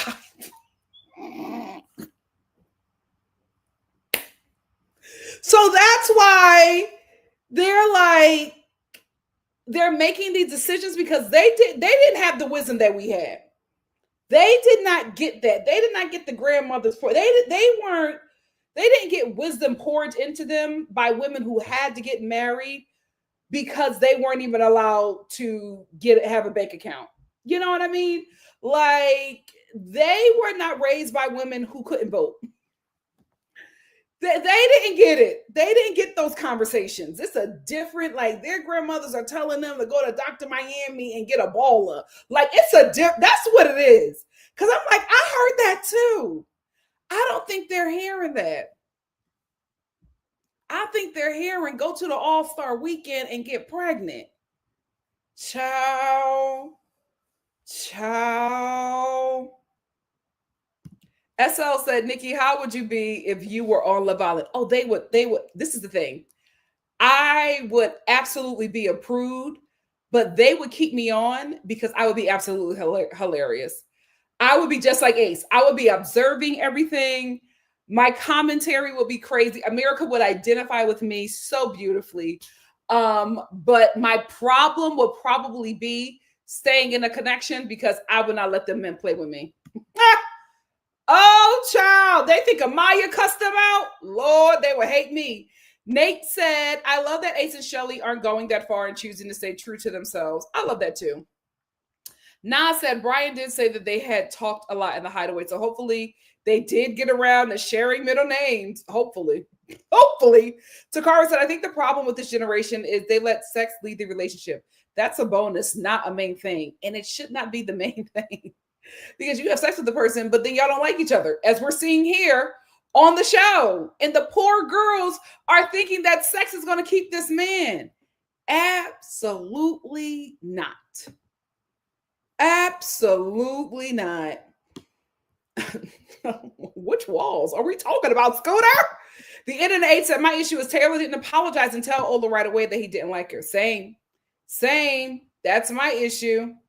Takara said, I knew as soon as the episode started that it was Taylor going home. He was getting too much screen time. Very true. Thank you, Mama Star. Mama Star said, hi, Star family. It's Mama Star. It's here for the review. I hope everyone is having a fantastic day. Love you all. Thank you, Mama. The internet said, and he calls Jalen to go home because he wanted to stay in the house and acted like he liked Ola. Yep. Destiny's Child said, wasn't people saying that Taylor had a girlfriend back home? They were saying that because his ex-girlfriend started making TikToks about how they were in a relationship and then he ghosted her. It was her doing, Taylor's ex was doing it, and so was Jeremiah. This girl was like, me and Jeremiah were going to church. She was black, but she was like, a Jack and Jill kind of black. And she was saying that her and Jeremiah were like going to church together, getting coffee, and then he just disappeared on her and she finds out that he's on Love Island. So the girl who said that she was Taylor's girlfriend admitted that they were exes, that he broke it off with her before he got on the show. C said they always give an end of life montage before someone is voted off. I knew it would be them. Ciao. Na said, when I saw that he wasn't sent home, I couldn't help but fake the petty and say the evil has been vanquished. Dreadful said another fun episode that had the energy sucked out by Huda. It's always her. Josie said the way Chris was looking at Huda, if looks could kill, he's sick. He's sick of her. Because we're not seeing all of it. We are not seeing all of it. And for her to not want to kiss him in public, oof. Ooh, that is a dig at his ego. Rocky said, I thought Huda and Chris were done for after the last two episodes. I think it's coming. JK Knight said, watching them continue to cope after this episode was wild. Chris don't even like their fave. But that is how they are in relationships. You can clearly see that the man does not want them. But in their mind, they think that they're in love, that this man is in love with them and worship them. And the problem is every other woman trying to get their man. Delusional. JLB said, I hope Taylor reflects and apologized. He could have been honest with her and had a friendship couple, which would allow them to both. Yep, he could have been did that. Fid said, but you know what? I think he didn't do it because of how popular Alandria is in the villa. Because remember, when she got sent home, everybody was destroyed. When Taylor got sent home, he stayed with her because she was a popular girl. Fid said, Chris does not like Huda, LMAO. That's what he gets. Yep. And that's what I'm saying. If you say that you attract emotionally unstable women, how do you not know how to deal with this woman? You don't. And you are playing with fire. You better not make that girl believe that you like her and y'all in a relationship, because when it does not go the way you want, she is going to weaponize them toddlers against you. And it's going to work because them toddlers is out from school.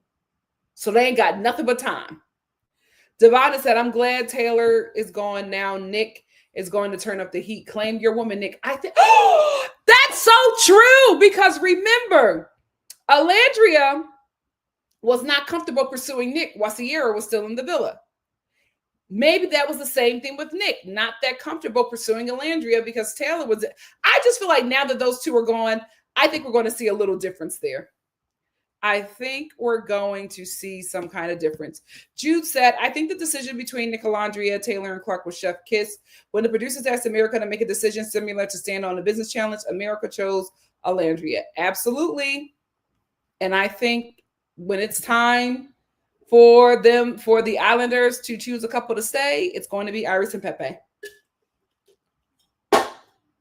Or if they have three at the bottom, oh my God, they have three couples at the bottom. Child, the NNA said, what's all hilarious is that Huda thought everything was fine before they had that talk, because that's how she's used to talking to the black men that she dates. She's not used to the black guy being like, don't talk to me like that. She's used to dominating them because, again, she is attracting black men with low racial self-esteem or biracial men with a non-black mother and a black dad. And so she's used to dealing with men who are used to being emasculated. So when she emasculates Chris and he's like, absolutely not, it's a little weird for her because that's not what she's used to. Wait, did I get this comment? The internet said, what's so hilarious is that Huda thought everything. Oh yeah, I did. Polymer Girl said, apologies in advance, but Taylor gives me not genuine. It's like he's playing the game of being in love. Clark, in my opinion, is a bombshell. She's not going to do country. Absolutely not. A bombshell is there to win. Fid says, the boys got attacked to play basketball and Hood was mad AF in the corner. My God, today. Whenever she sees her partner having fun outside of her, it pisses her off. It's weird.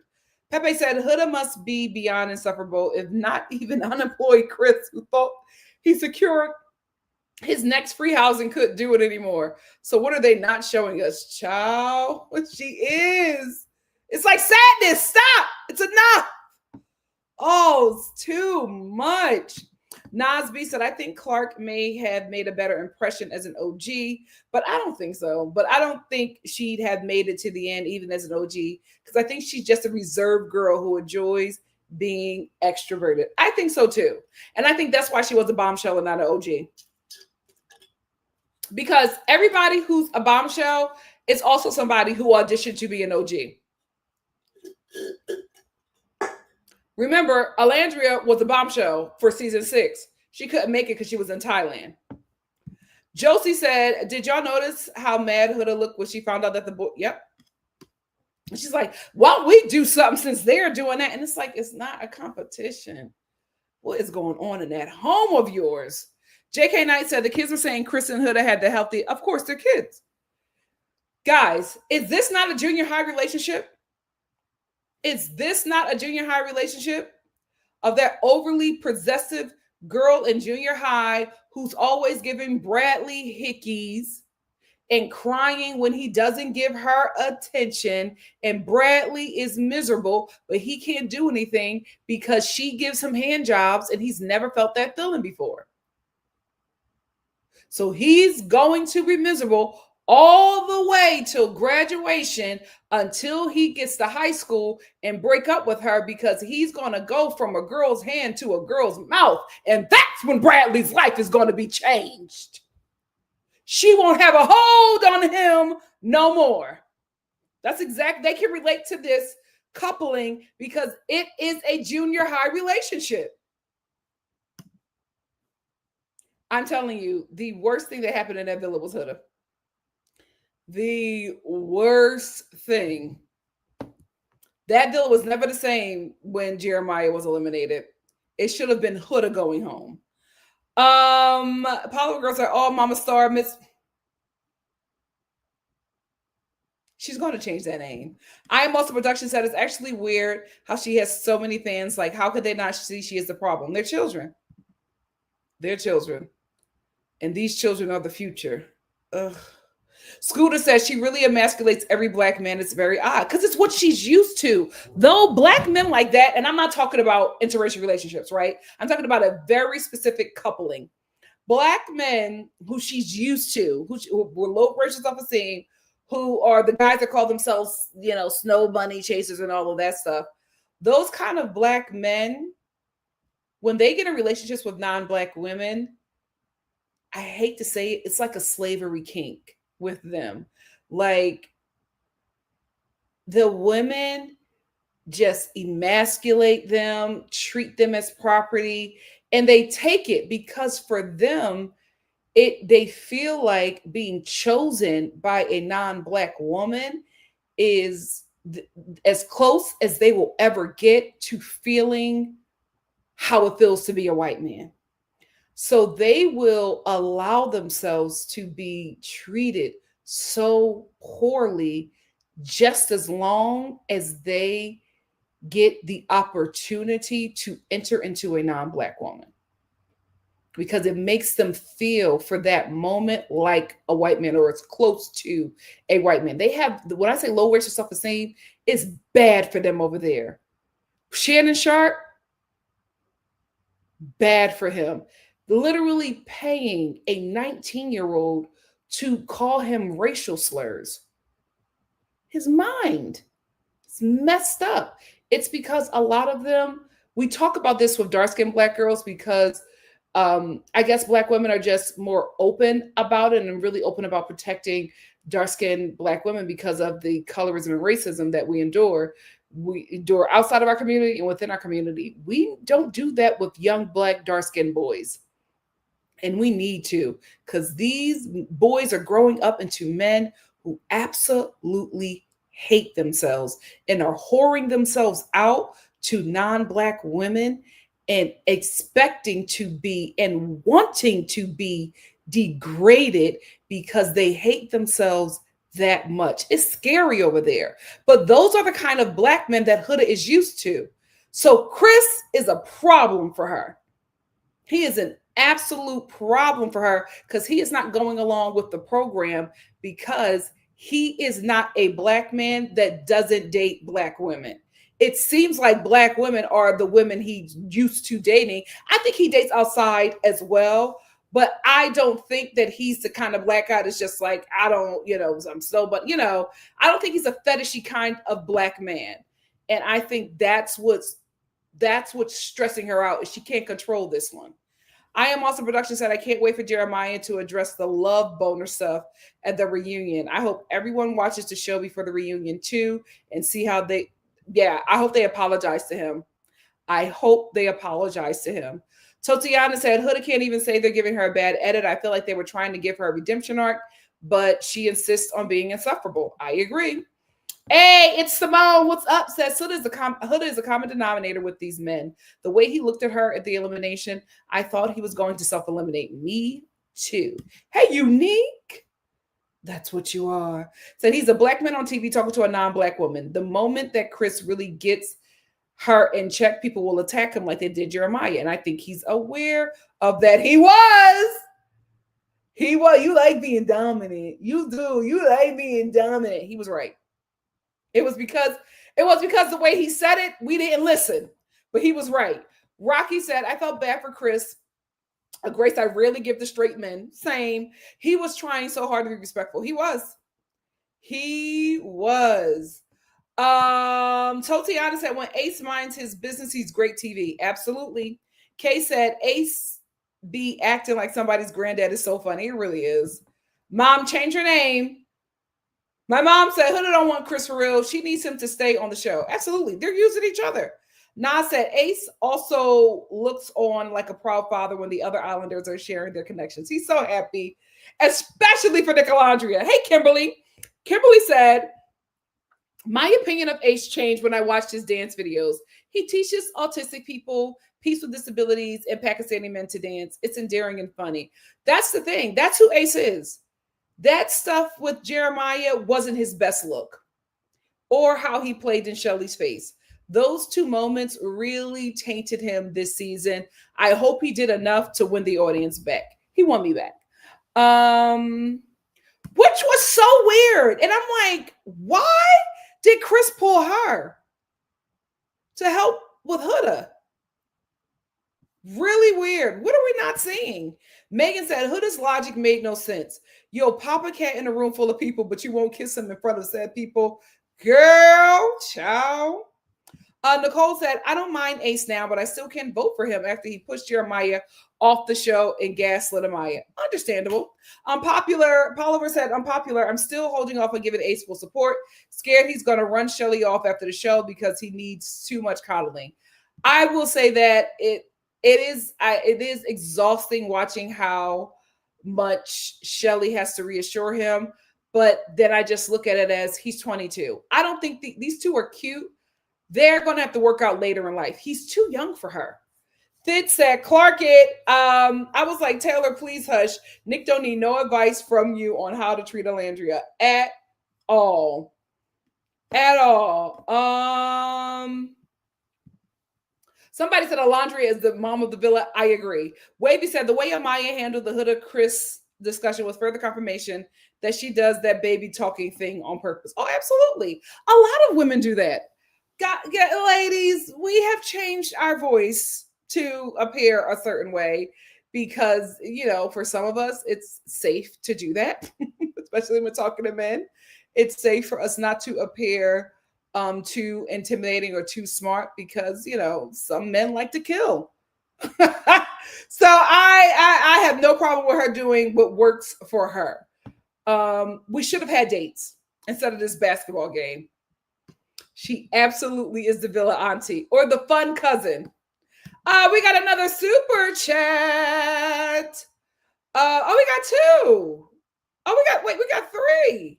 We got four. Oh my God, I'm so sorry. I was not paying attention. Hey, Heather, thank you for the super chat.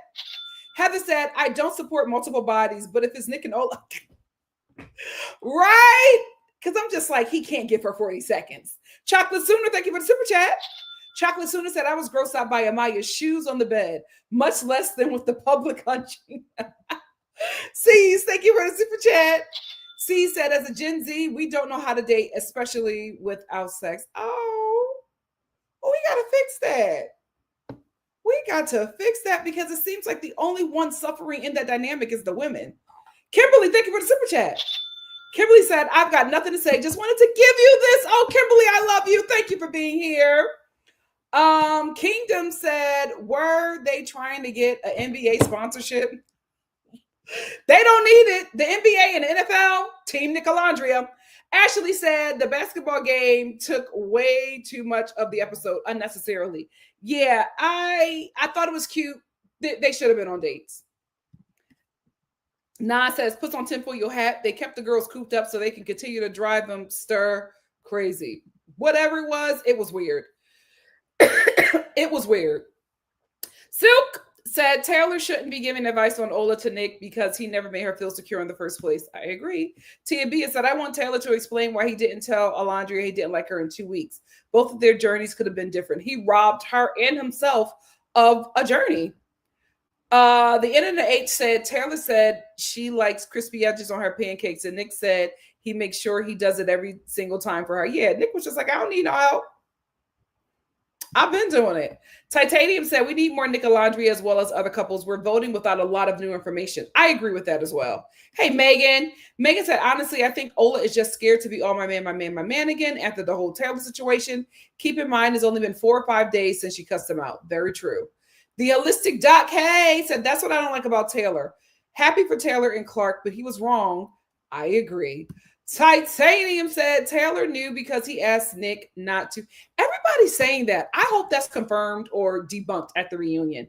Pepe said, wasn't it revealed that Nick asked Taylor to explore Ola and he said no? He was using her to secure his spot from the beginning. We do not know, but I hope we find out at the reunion. Sophie Chats a lot said, I just think the OGs had some kind of agreement early on and it just messed up the whole show. Why were they talking about the right way to play the game? I am also very confused by that because the way they started this season, it was weird. We all called it out. We're like, why isn't anybody exploring? I will still stand by the fact that Jeremiah should not have been eliminated. But him and Huda being so closed off in the beginning, that messed everything up. Because it was just like, because as we realize when things are coming out, the girls wanted to explore Jeremiah. They couldn't. And it's just like, this is a show. You're supposed to explore and then by Casa be closed off. Everybody, we still have couples that are still open. Chris and Huda are still open. Shelly and Ace are still open. Nicolandrea, it's a new coupling, so we're going to let it rock. But I'm like, Amaya and Brian, they had sex. still open. Pepe and Iris still open. The one closed off couple got eliminated. What are we doing? What are we doing? It's like the show needs to start now. We need 31 more episodes. Kay said, I'm starting to think Nick and Taylor agreed to stay in their old couples the way they could both have somebody to keep them in the house. If Taylor left Ola before Clark came, he wouldn't have had anyone. I would go as far to think that the Three Musketeers had a plan. And their plan was to take the couplings that they have to the end. They never intended for America to get involved like that. Because even Ace said it was supposed to be us at the end. So Taylor was going to drag along Alandria. Nick was going to drag along Sierra, and Ace was going to drag along Shelly. It didn't work out. And I think the producers, scrambled their plan. Hey, Audrey. Audrey said Taylor told Nick not to pursue her while he was trying to pursue Bella, who was too close to Alandria to pursue Taylor. Oh, God. That's the problem. Next season, season 8, come in being selfish. You don't know them people. Go after everybody. That's what I loved about season 6. Season 6, they had their sisterhood was real. They would fight and argue. Then they would be besties in 2 seconds. Then the guy would come in and they would be like, we all want to pursue him. And they remember, Janae and Serena were fighting over Miguel. But they're still sisters. Like, I like the way season 6 played the game. All Glenn said, do you think Ola and Nick are going home Thursday? No, I really think that the final 3, here's my final 3. And I think that's how it's going to work out. I don't think that Huda and Chris are going to make it to the end. If they do, I don't think Huda and Chris is winning. And I will tell you why at the end of the season. But these are my final 3. Nicolandrea, Shalace, and Dominicana. I don't think Huda and Chris are going to be in the final 3. Josie said Chris should have accepted Huda's. Oh, wait. Hold on. Let me get Dominicana off my screen. Josie said Chris should have accepted puss from Huda if she wasn't even comfortable enough to kiss him publicly. Men, they love whoring themselves out. It's so weird. It's so weird. They're the biggest hoes of all. They will do anything for some clam, no matter who was attached to. All Day Finesse said Chris wishing he was still chasing Shelly over Huda. Child, he better not try to circle back. Cindy said Huda doesn't even like Chris, but Huda voters said that they will vote for her even if she's coupled up with a cactus. I agree. It definitely surviving Huda. Definitely. Peanut Gallery says sex as an element in pre-relationship will mess your head up, thus messing up any possibility of a relationship further, most of the time anyway. I agree. I am not saying that you need to wait 90 days or you need to wait a year, but I think you need to wait to see if you actually like this person or compatible for this person before you have sex. That's just me. Zora said, were the couples safe tonight in order for most popular to least, or were the couples called in no particular order with the exception of Taylor and Clark, who had the lowest votes? It was no particular order. And I think Taylor and Clark and Alandria and Nick at the bottom were for dramatic effect. Seasoned Lamb said, I think Peacock needs to just gear up for a lawsuit with Kane and just invite everybody back to the reunion. 2 or 3 hours, no unnecessary interruption from Ariana. Listen, I would like to see it. I would like to see it. Robin said, when Chris had the chat with Amaya, I was like, I see what he's doing. Smart. What do you see what he's doing, Robin? Let us know. She tried him and she realized, oh, he's not one of them. And I think that's when she became unattractive because she can't dominate a black man like that. And I think that's what happens, like, especially with non-black people who are in relationships or platonic, or what's the other? Platonic or what? The other one. With black people, they don't know that there are different factors of us. There are different sects of black people. Like if you are dating or with a black person and their entire community is non-black, you got yourself a Huda special. But if you are dating a black person, their friend group, their community, where they live, like everything about them is black. They just happen to fall in love with a non-black person. They're in Alandria. They are in Alandria. That black person absolutely saw their life with another black person. They met you at school or at a job. Something brought y'all together for them to be around you enough to become attracted to you. That's a real black. And you are not going to talk to them because they're already uncomfortable being in anywhere near you and with their feelings that they have for you, because that is a black that knows their history. And so they're already like, that's one thing. Like, if you are a non-black person and you are interested or thinking about dating like a black person with high racial self-esteem, baby, you don't got many chances with them. They looking for you to mess up. And as soon as it's, oh, I do not got to, let me, thank you very much. It was cute, Connor. Like, you got no chances. You cannot mess up. Now, black person with low racial self-esteem, you could do whatever to them. This is so terrible. Remember, like, I hate to say this. Remember I told y'all about that black guy on Twitter who was talking about how black women protected him and encouraged him when he was going through all that racial abuse in his relationship with that white girl. And he was telling the story about how at Thanksgiving he would have to sit in the backyard with the dogs and eat Thanksgiving because his white wife's family wouldn't allow him to enter their home because they were that racist. And he told that, it's so funny. Not really. He told that story to say how amazing black women are, because he was saying the black woman in his life really uplifted him during that time when he was experiencing racial abuse from his wife's or girlfriend at the time family. And he wrote that on Twitter as like a post to like praise black women. And when I tell you the black community dragged it, black women were just like, oh, you could have kept that. So he had to delete his Twitter account, because every time around Thanksgiving, his page would blow up because everybody would be in his comments asking him if he's now allowed to eat Thanksgiving dinner at the Thanksgiving table, or does he do he have to eat in the backyard with the dogs? Again, he is obviously a black man with low racial self-esteem. You can't get a black with high racial self-esteem and tell them they got to eat in the backyard. Are you kidding me? Are you kidding me? That black person will probably beat you up and your family. Like, who are you talking to?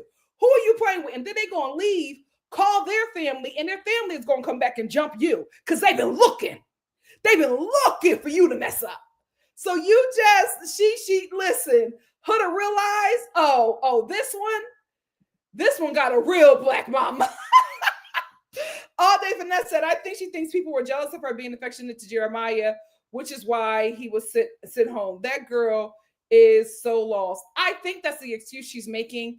I don't think she's sexually attracted to him. She does not like Chris because she cannot control him. Chris is not a black man with low racial self-esteem. Exactly. Now she got him. It's no need. Tia B said the men realize the woman's problem after they get the cat. And that's on them. Because you should be able to hold yourself enough. I will say this. Chris is like, I folded, which means that something was happening, but it's still like, you're an adult. You're not a victim. You don't, if she wants to have sex and you don't want to have sex, you don't have to. Especially if you were already feeling this way about her and their relationship, you put yourself in that situation. You're an adult. We're not going to deal with, oh, I'm a man and I have cravings. You do not have the libido of a woman, especially a woman during ovulation. No way you have that. No way. If an ovulating woman is able to keep her legs closed and make good decisions with her body, you should be able to as well. Because how in the hell do you want to lead and you can't control your own self? Why would we want you to lead then? That's a terrible sign of a leader. A terrible sign that you are not able to lead. If you can't keep that ding-a-ling in your pants. It's ridiculous. Obviously, we said don't get it twisted, y'all. Nicolandrea Hive is locked in for our couple. We are riding strong, and we ain't going to throw in the towel, especially now. Absolutely not. You better run for office. So Lee said, also, side note, he actually turned the I can tell you like being dominant into a rap. Oh, God. Loser. I Am Also Production said, I think we should have tried harder to get Chris Huda off this week because this sad couple might be at the final with the way these bots be talking about her. Thank you for acknowledging that they are bots. Denise said she knows she can push the buttons of black men with low racial self-esteem because she can't say what she really want to say. And the Arab community, you are not going to gaslight me and say, oh, that's how we talk. Get out of here. Get out of here. Get out of here. That terrible black scent that girl has. You're not telling me that she's saying brother because she's Arab. She can't say the other word because she knows that's what got Yelissa out of there. Because I don't think that Yelissa got eliminated because of that podcast. I think it was that podcast along with the fact she called somebody in that villa an N-word. And I think it will be confirmed at the reunion. Denise said, I got that one from Denise.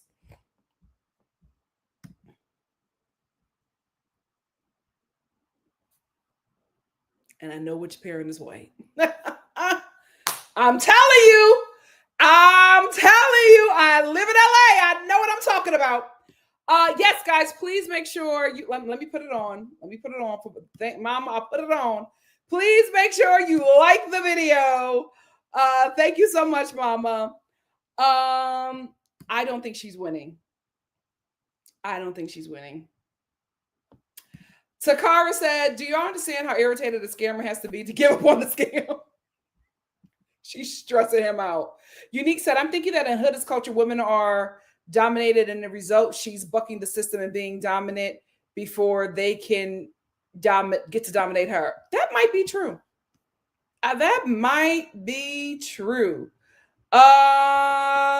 Waddles, thank you for the super chat. Waddle said, with Taylor and Sierra gone, the parents will encourage them to go big, fully dive into their connections even more.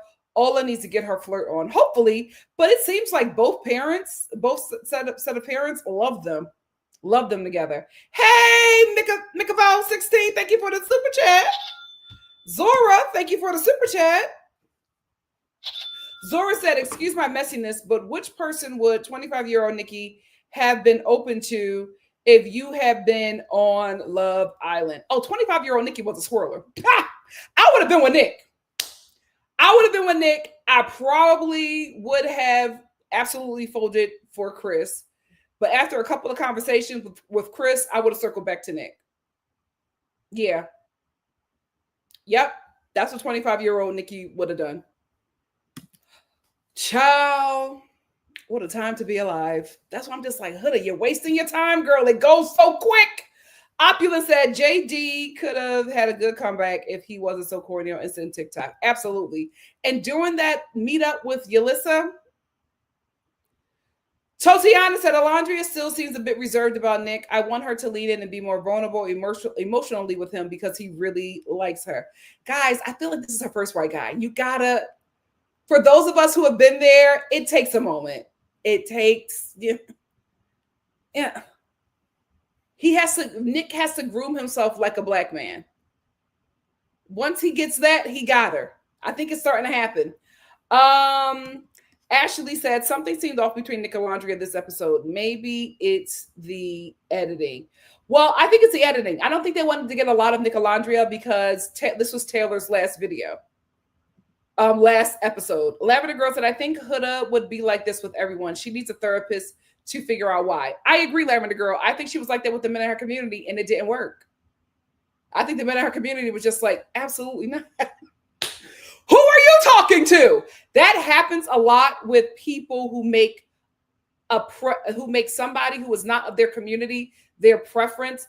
That is normally people who cannot control or mistreat the people, the opposite gender in their culture the same way. Because it's the same thing with black men who make, non-black women, their preference is because what they have tried to do with black women is unsuccessful. So they want to take their con to another community that does not know who they are.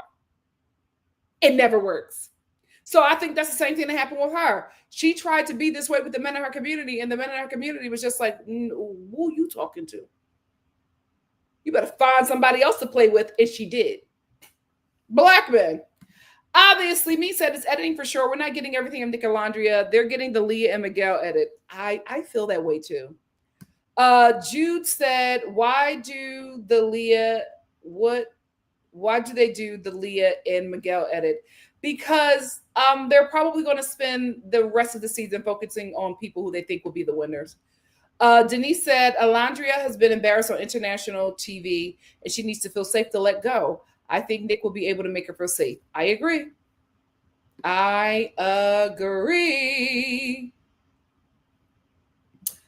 He did.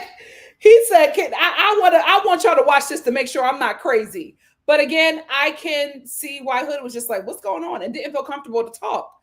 Because like everybody's staring at them. You pulled her over instead of pulling her into the speakeasy or the hideaway, or not the hideaway, Soul Ties. Janelle said, Huda hates how she is not being praised for her looks. I love that Chris isn't fazed by it. Again, and there was a girl on TikTok who was talking about you have to get therapy after you get a lot of surgeries to change the way you look, because you need to be able to accept this new person and love the person that you were. And I think that's what's happening here. She feels like she's done all this stuff to her face and her body. She should be treated a different way. But it's just like, I think she's starting to realize that with men, you got to be more than looks. Especially with these men, it has to be more than looks. And the looks are not working for her, because we also have to realize a lot of the procedures that she has done is fairly new, especially the nose. It's fairly new. So she didn't even allow herself to get to know this person before she put this person on national TV. Alana Nicole said, I haven't watched this episode yet, but I'd rather listen to you talk about it. I always miss your Love Island lives. Oh, Alana, thank you so much for being here. Megan said, Huda's ex, father of her child, cheated on her while pregnant. Jesus. So maybe she wants to get control of them before they hurt her. That very well could be true. Oh, what a violation. Hannah said he knows he's a black man who can't go off on a white adjacent woman unless he wants to be labeled as aggressive. Yep. You could tell that's a black mama. He got a black mama at home. Denise said, NikkiStar TV, the narrator said in the interview that Taylor asked Nick, oh, he said that.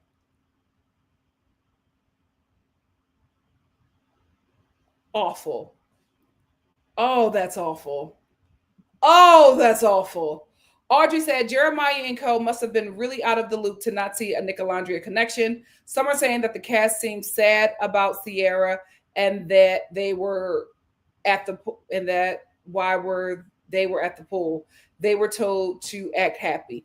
I can see them being told to act happy about it.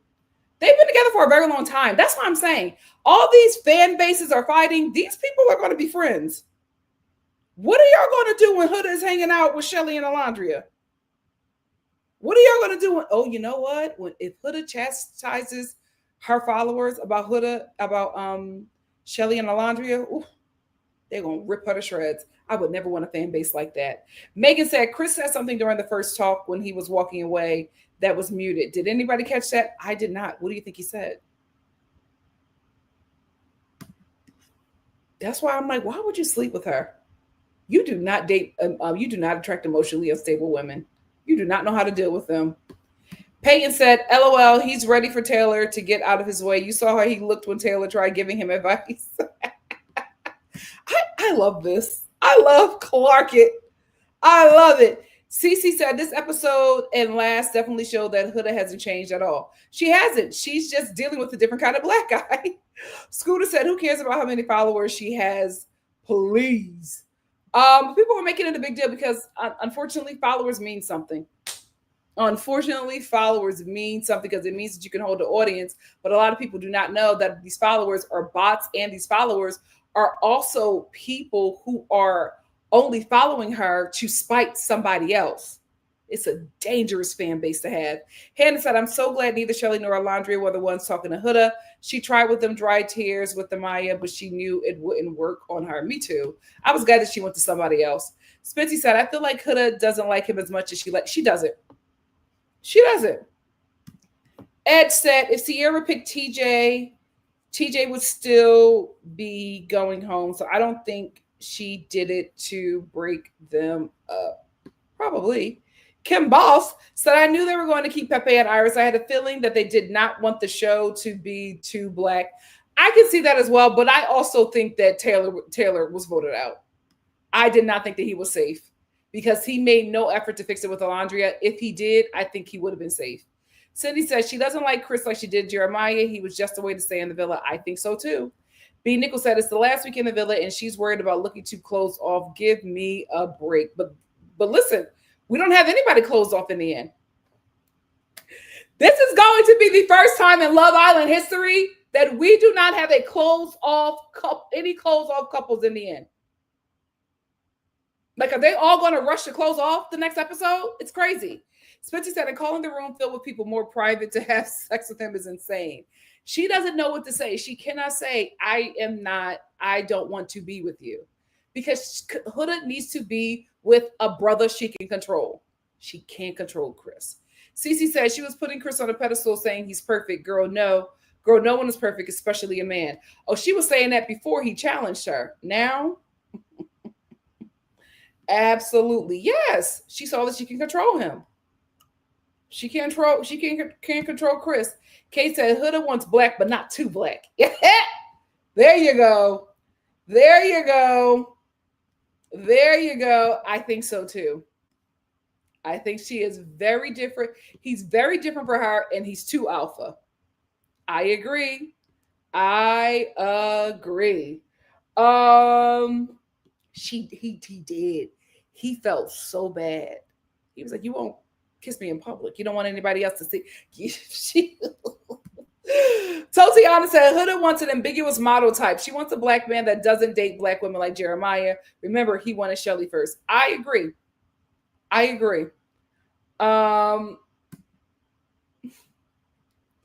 You not cussing out a black mama's son.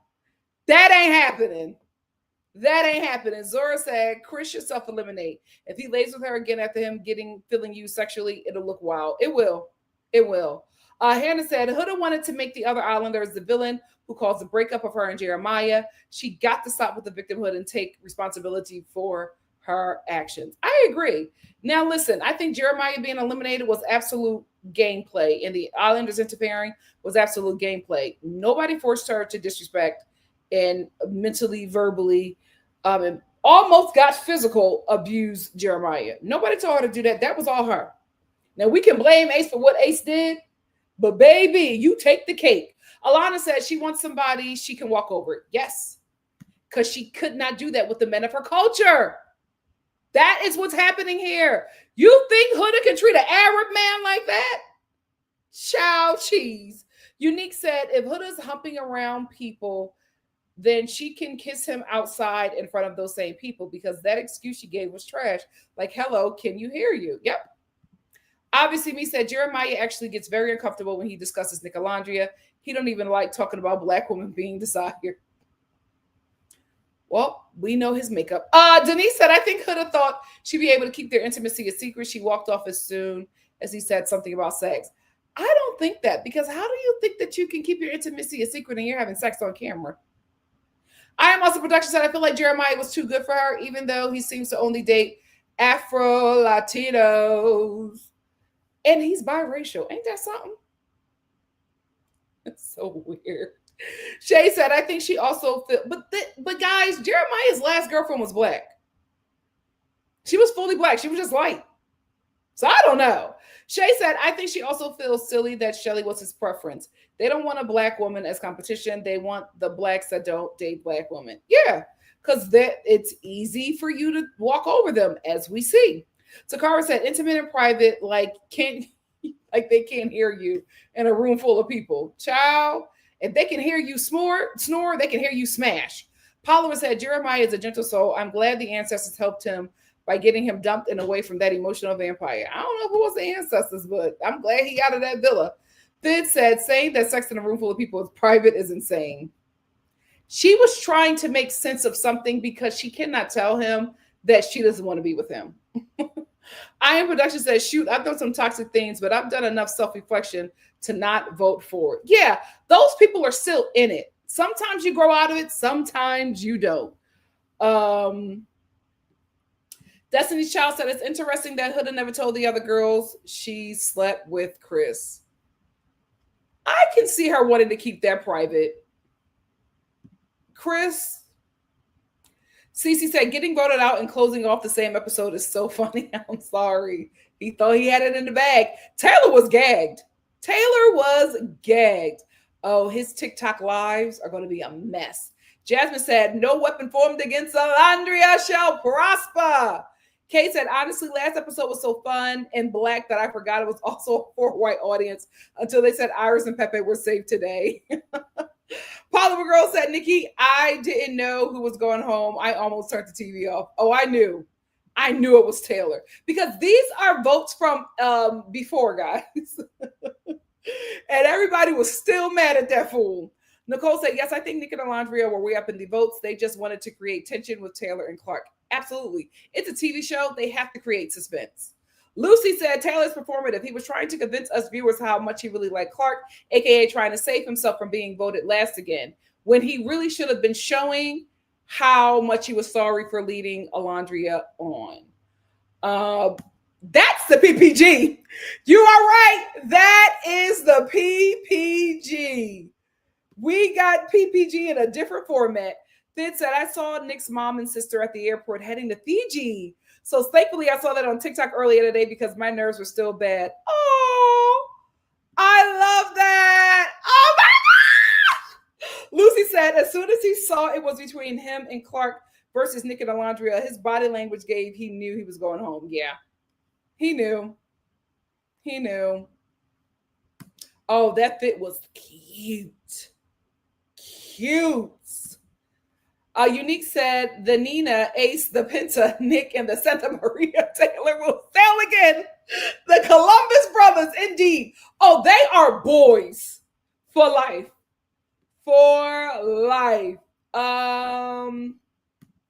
Megan said, Taylor and Clark had the most genuine connection in the house. Guys, I don't think she likes him like that. The end of the age said, I want Amaya to be happy, but I'm not sure about Brian. We're all there. I can see her crying at the reunion saying, oh, God. Me too. And I didn't want to say it. I hate this for her. I hope we're wrong. Denise said, honestly, Amaya could win. I noticed that as long as Brian sticks by her, Amaya's big personality will probably help her win. We'll see. I'm fine with whoever. Nate H said, Brian and Amaya are very surface. They need to go deep and have a real conversation. Stop all that kissing. Kissing and hunching, child. Kissing and hunching. Fid said, great point, Nikki, about the reasoning for producers making those two couples the last ones to be called. That's what I think. I don't think they both had low votes. I think that it was Taylor with the low votes, but dramatic effect. You got to have him go and compete next to Alandria. Kaylee said, all I know is Clark ain't staying with that cowboy at all. That's what they're saying. Or at least they're saying rats is a slur for Arab people. I did not know that, but that is what they're saying. And if they're going to say it, we're just going to rock with it until proven otherwise.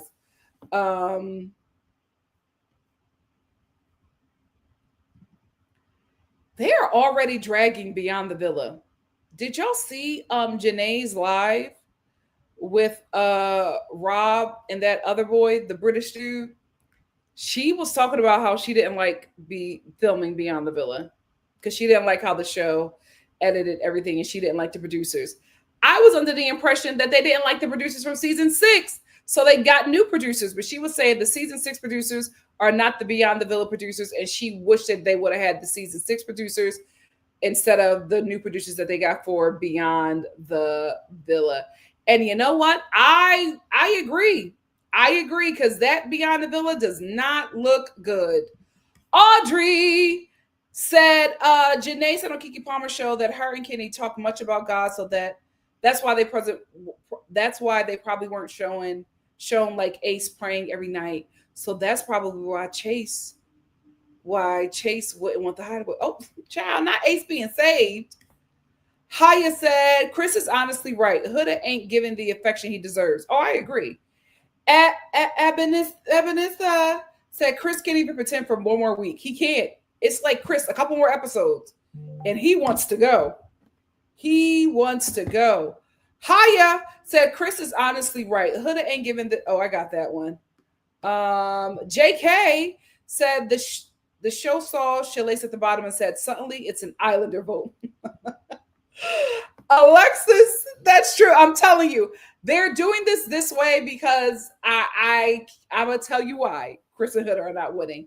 Alexis said Huda is not winning. Production will rig it against her even if she has the most votes. They gave her a redemption arc and she has ruined it. Ciao. Unique said now no one will ask Ola if she's okay after every interaction between Taylor and Clark. Thank God. Like, I like Nick, but I like that he's checking in on her, but I'm like, I want you to focus on you and her. I don't want you to keep on asking her about Clark and Taylor. But I think that he's checking in to just see where her head is at. But I'm like, enough. Focus on you and her. Devonta said, I don't blame Alandria. That would be awkward for anyone. Oh, of course. Of course. Give Me Shelter said, my theory is that the redemption arc was to benefit production and elevate their reputation and not Huda because past competitors hurt themselves. You know what? You got a point. Hannah said, Hilton Hotel, I saw that. It's already posted about Nicolandrea. Their brand deals are piling up. Oh, I'm telling you, Nicolandrea, out of everybody, is going to be rich. Rich. They are making money. Yeah, I'm literally just on there for La Crusade. I tried to use Reddit like how everybody was saying, and I was just like, ooh, I don't need to be on here with these people. We are not the same. Kay said, wait, because Justy Woo said Nick is low-key. But that's what I said about Nick. Like, Nick gives me that he grew up around Black people. He doesn't give me that he's trying to be Black or trying to cosplay. He gives me that he was like, you know, a white family in a predominantly Black neighborhood. That white kid that went to a predominantly Black school because he's very comfortable around a lot of Black people.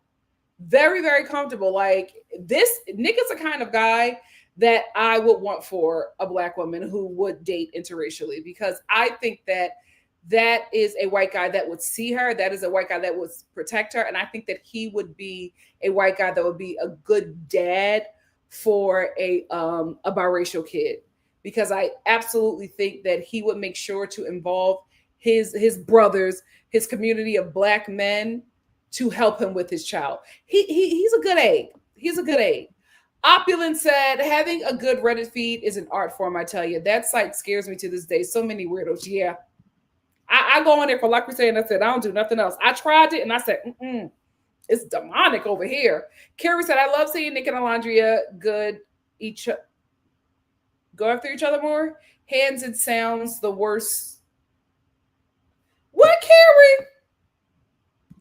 Peyton said, yep, this family I babysat for in the middle of a divorce, and the lady is crazy partying and bringing men to the house with her kids. She's obsessed with Huda. Birds of a feather. Brown and Beautiful 75 said, I like my white men with no Black adjacent. They can know our culture without trying to look the part, long as they have a nice style. Purr. Megan said, I don't know. I don't think Nick would have to try that hard, LOL. You can tell he's all, yeah, you can tell. That's the thing. Like, I hate when people try to gaslight Black people when, like, we are, you know, not coming for, but like when we see somebody who is absolutely cosplaying our culture and we say something about it, like, please don't tell me you grew up around Black people, because we know the ones that grew up around us, and we know the ones who have no connection to us. It's just cosplaying us for popularity. We know Nick is absolutely one of them. Nick is absolutely one of them. He doesn't have a low-cut season with a deep wave. He's not wearing a do-rag to bed. That's the white guy that grew up around Black people. That's it. He knows some sayings. He's dated some black girls. He's been to sleepovers at black homes. He's went with his black best friend to church the next day. He's actually been invited to a real cookout. He knows how to do the electric slide because he's been at everybody's family reunion. We know them. Obviously, me said, I don't know. I was raised in Jacksonville, and Nick gives me that he dated black women of all stripes, including dark-skinned ones. I feel like that's his preference. Maybe the shy, nerdy ones we've all known in middle school. Yeah. Alana said, one thing about the Love Island community is we gonna talk, period. Delta said the producers are trying to manipulate the viewers to vote for Nicolandrea in the final because that is going to be a lucrative couple. I told y'all last season, those who were with me last season, they did the same thing with Serena Cordell. I told y'all Serena and Cordell was winning because Serena and Cordell had brands talking about them. Nobody else was talking about any other couple. Everybody was talking about Serena and Cordell. I said, that's $1 billion couple. And they want the same thing. They're saying the same thing with Nicolandrea, or they want that money.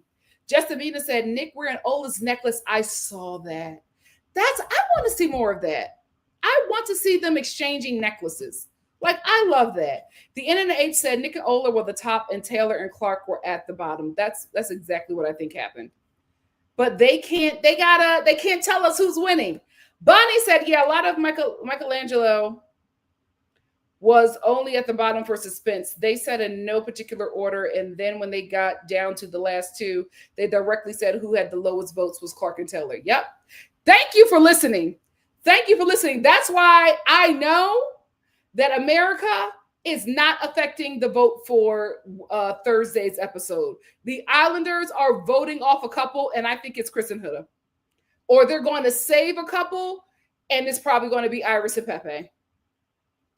They really are.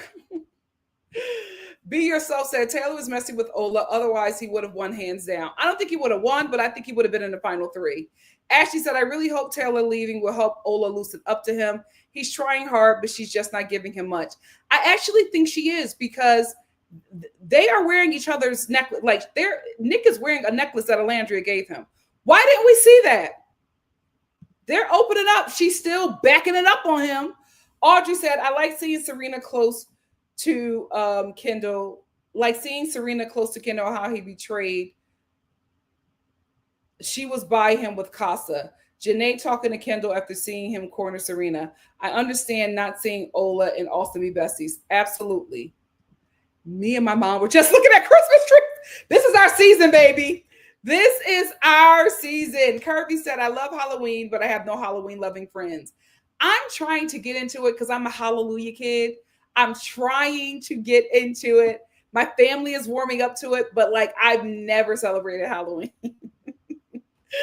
And so I'm going to try to do it this year. We'll see. Pepe said, I think whoever Jeremiah's village is should advise him not to interact with those kids before even that gets misconstrued and perverted. I'm telling you, I was watching it and I was just like, you can very easily end up on the sex offenders list and get your channel banned.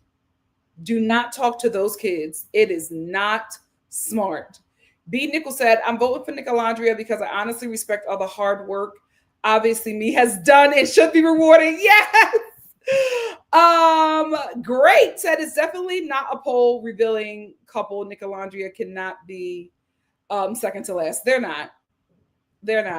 Ashley said, but if producers want to hype up Nicolandrea, why not give us more of their scenes? I don't know.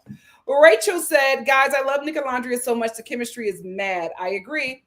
Dreadful said, when she said, bite them, baby, I felt like we were supposed to not be there. The show doesn't need to do all that. I agree. Be Yourself said, she's married to Nick Val. Clearly nothing she does. Who? Who are we talking about? Kirby said, these kids, it's like I was a kid watching Clueless and Cher's relationship with Josh. We were a mess. Oh, I'm so sorry. I literally canceled my trip to Philly. Because first of all, my family is a union family. We do not cross lines. But also, I can't take a funky Philly. I cannot take a funky Philly.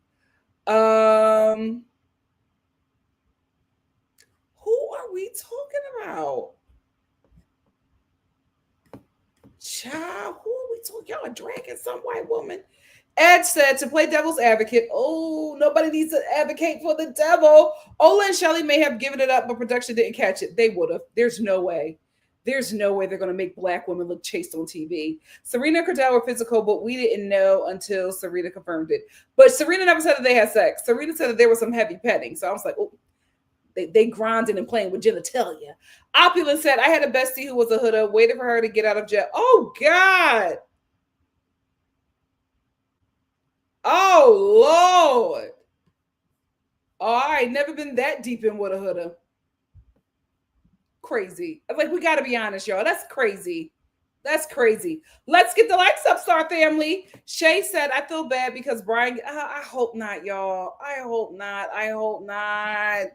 Rachel said, guys, Amaya and him couldn't keep their hands off of each other before they even went into the hideaway. True.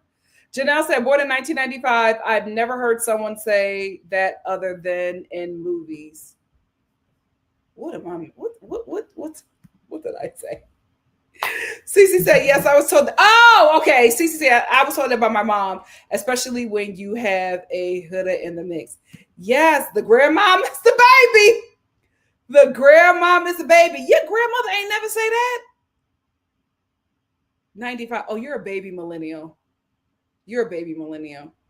But even still, baby millennials should have an older grandmother. Hey, Evelyn.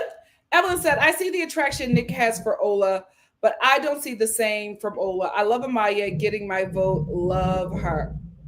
What the hell is going on up there? I will never take the room under a rooftop ever again. Oh my God. Blessings Nirvana said they know how passionate and sensitive Papaya is. She should have never went into that hideaway. Ciao. Pink said 500 in the chat, not 200 likes. Please hit the like button. Yes, guys, get the likes up. Get the likes up. Shouldn't be. If y'all watching it, we should not be interacting with y'all. Like, this is weird. This is weird. Definitely a Jack and Jill Black. Peyton said, and the way that only Amaya checked on her, yeah, they're tired of Huda. Absolutely. Wouldn't you be? We're tired just watching. Sydney said, generational shift. Even last season, they were using code language to talk about bedroom antics. This season, nobody's hiding. Full enunciation. You're right. Be Yourself said Taylor and Clark could have won, but like Ola said, Taylor went about their relationship wrong. And Ola was angry with him for the right reasons, not Clark. She even admitted to Taylor and Clark was cute. And I believe her. I believe her. Peyton said, yeah, my younger cousins like her in Ace. My cousin 16 above love Shelly and Ola. It's generational. Sure did. The Islanders had a choice, but I felt like production should have stepped in. When it gets like that, production needs to step in. Kills to the Stars said, I hold everyone accountable for their actions. Black, white, Asians. Absolutely. I thought you were going to say black, white, purple, green. Alex said, Huda stayed messing up the season in all aspects. It's so sad production let her stay. They should have intervened. Give Me Shelter said, excellent point, Nikki. I wonder if the community unfairly applies sexuality and adultifies dark-skinned black boys. Absolutely. So much just so comments are made to them with little regard for their childhood. Absolutely. Dark-skinned black men, dark-skinned black women, dark-skinned black children all get the same treatment. Where villainized and overly sexualized. Black men just cope with it differently because they are not raised to be emotional. They're raised to be tough. Boys don't cry, like all of that stuff. So they can't talk about those things, which makes them easy prey for people who want to harm. So that's why we don't get a lot of black men, especially dark-skinned black men, talking about being sexually assaulted, because they are supposed to be the strength of the community. They can't be weak. And, even if you're a child and somebody does something to you, people will not give him the compassion that he needs. They'll say, oh, you're weak. You let that happen to you. Or if they're sexually assaulted by a man, if they're sexually assaulted by a woman, he liked it. He wanted it. They over-sexualize us. Like black children, dark-skinned black children are not allowed to be children. Nah. We are instantly villainized or sexualized. Black children in general, but especially dark-skinned Black children. Sexualized and villainized. We're either a beast or a whore. We're just kids. We're just kids. And it's the same thing that happens. And I'm proud of my community because we do take notice of it, but we only take notice of it in young Black women. We do not take notice of it in Black men. And we're seeing it now, and it's very, very scary. My community better clock in.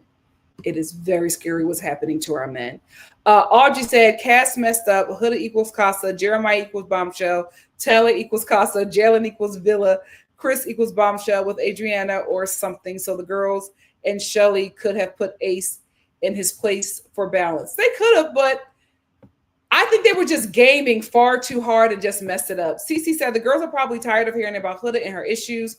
Amaya is the only one that's willing to put up with her because she's an enabler. I agree. Or Amaya hasn't seen as much from Huda.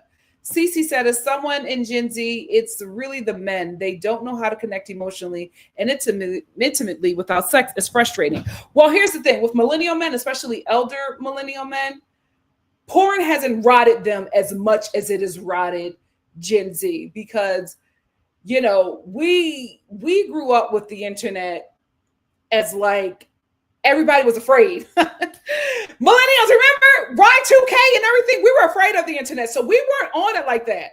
We're like the last generation to like have been like kids, right? With Gen Z and now Gen Alpha, everything they're growing up on the internet, so they have access to some sick stuff out there. And that's why these boys don't know how to be intimate, because their first interaction or their first time seeing any kind of intimacy is by watching adults who are being paid to have sex. They're not being paid to have intimacy. They're being paid to just have intercourse. So we're not talking about how that is affecting these young boys' minds.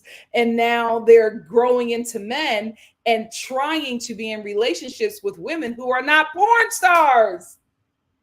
Like the girls are like, what the hell?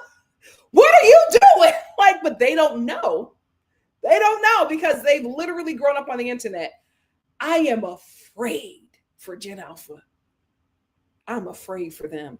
And the generation that comes after them. You see them iPad kids? They can't talk. They can't go to the bathroom on their own. But you give them an iPad, they're clicking. And the parents just want a break. Overworked, stressed out parents just want a break. Give them that iPad. You don't know what that child is ingesting. You think you do. But after them videos start replaying, you don't know what that kid is clicking on. It's them damn phones. Audrey also said after Casa, there's should have been movie night. I agree. Or after Stand on Your Business, so Sierra could have seen Nicolandrea, Ola seen Taylor talk about her. It could have been a few episodes, then Twitter episode and ranking. I agree, because this season is like this because the Islanders do not know how everybody thinks. And that in movie night and Twitter really helps them course correct. And I think because we did not get that, that's how this season is kind of ending up like this. Paula Girl said, asking a guy in a confined space to not accept Kitty is a fantasy, especially when they're in a psychological experiment. Give grace to Chris. He's still an adult who could say no. Zora said, wait, this is the real story. I would have kept, what? What story? Me? What did I say?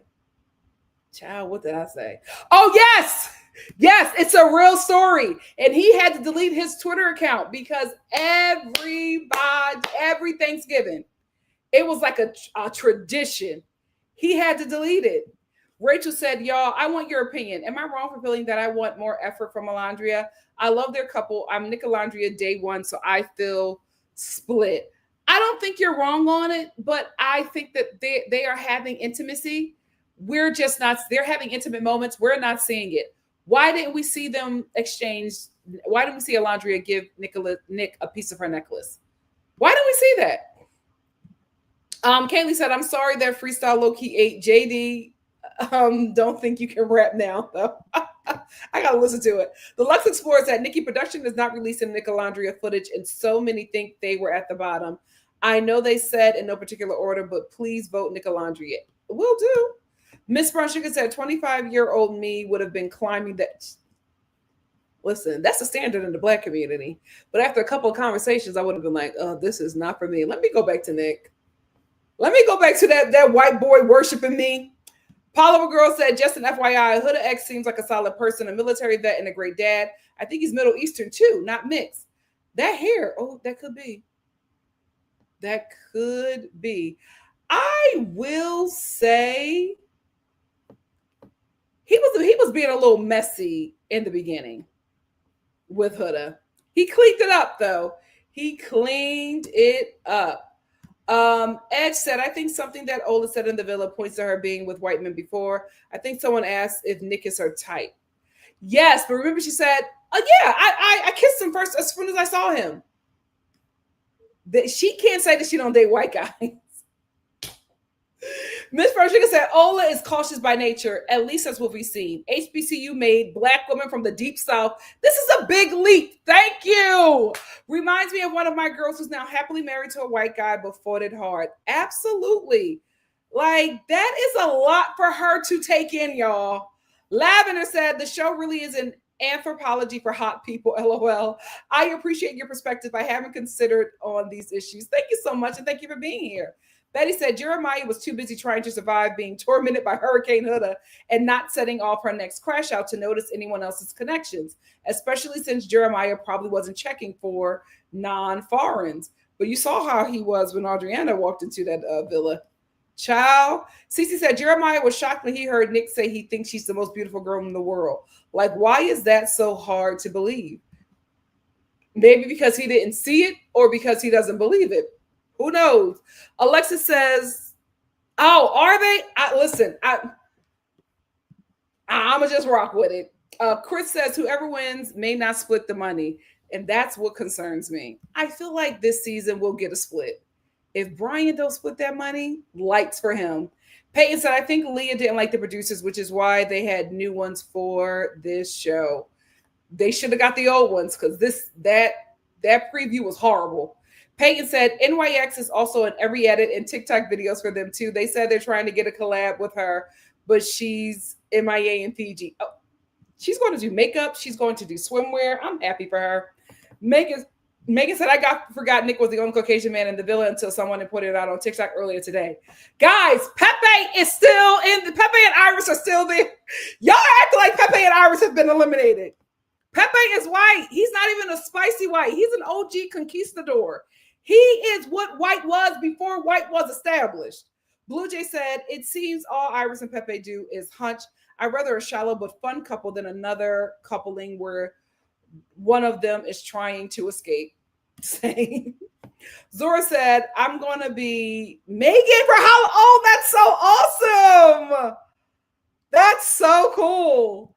Opulent said, also, I feel bad. The first thing that came to mind was Big. I can't stand y'all. Opulent also said, I will say from what I've seen with my family, they don't participate in what the kids are doing when they're on the iPads or watching TV. My parents would take interest in hobbies and online stuff. I'm telling you, I would have probably been the same way with my kids. But being on like YouTube and all this stuff, I'm just like, oh, absolutely not. We are watching pre-recorded episodes of Miss Rachel and Gracie's Corner or something like that. And I'm watching them with you. And you know what? Better yet, you're watching the stuff I grew up on. You're watching Zoobilee Zoo. That's what we're doing. You're watching Fraggle Rock. That's what you're watching reruns of Author. You're not watching this stuff today. Pepe said, yes, when I was in my 20s, I was a sucker for it. They had us in the chokehold, didn't they? 6'5", 6'8", and I have the nerve to be 5'2", a height preference. Everybody is taller than me. Listen, that's the standard. Chris is the standard in the Black community. The standard. Kimberly said, oh, sand is a racial slur. Oh, yes, and saying N-word. Saying N-word. And the reason why I remember that is because I was alive for 9/11, and I remember that was flowing And I was like, ooh, what the hell? Ooh, it was a scary time, child. My folks lived in Saudi Arabia for 25 years. I heard it plenty, unfortunately. Child. Woo! Miss Rodriguez said Pepe is Spanish, but you cannot convince me that he's white. That hair don't lie. Pepe is white, y'all. He is an OG white.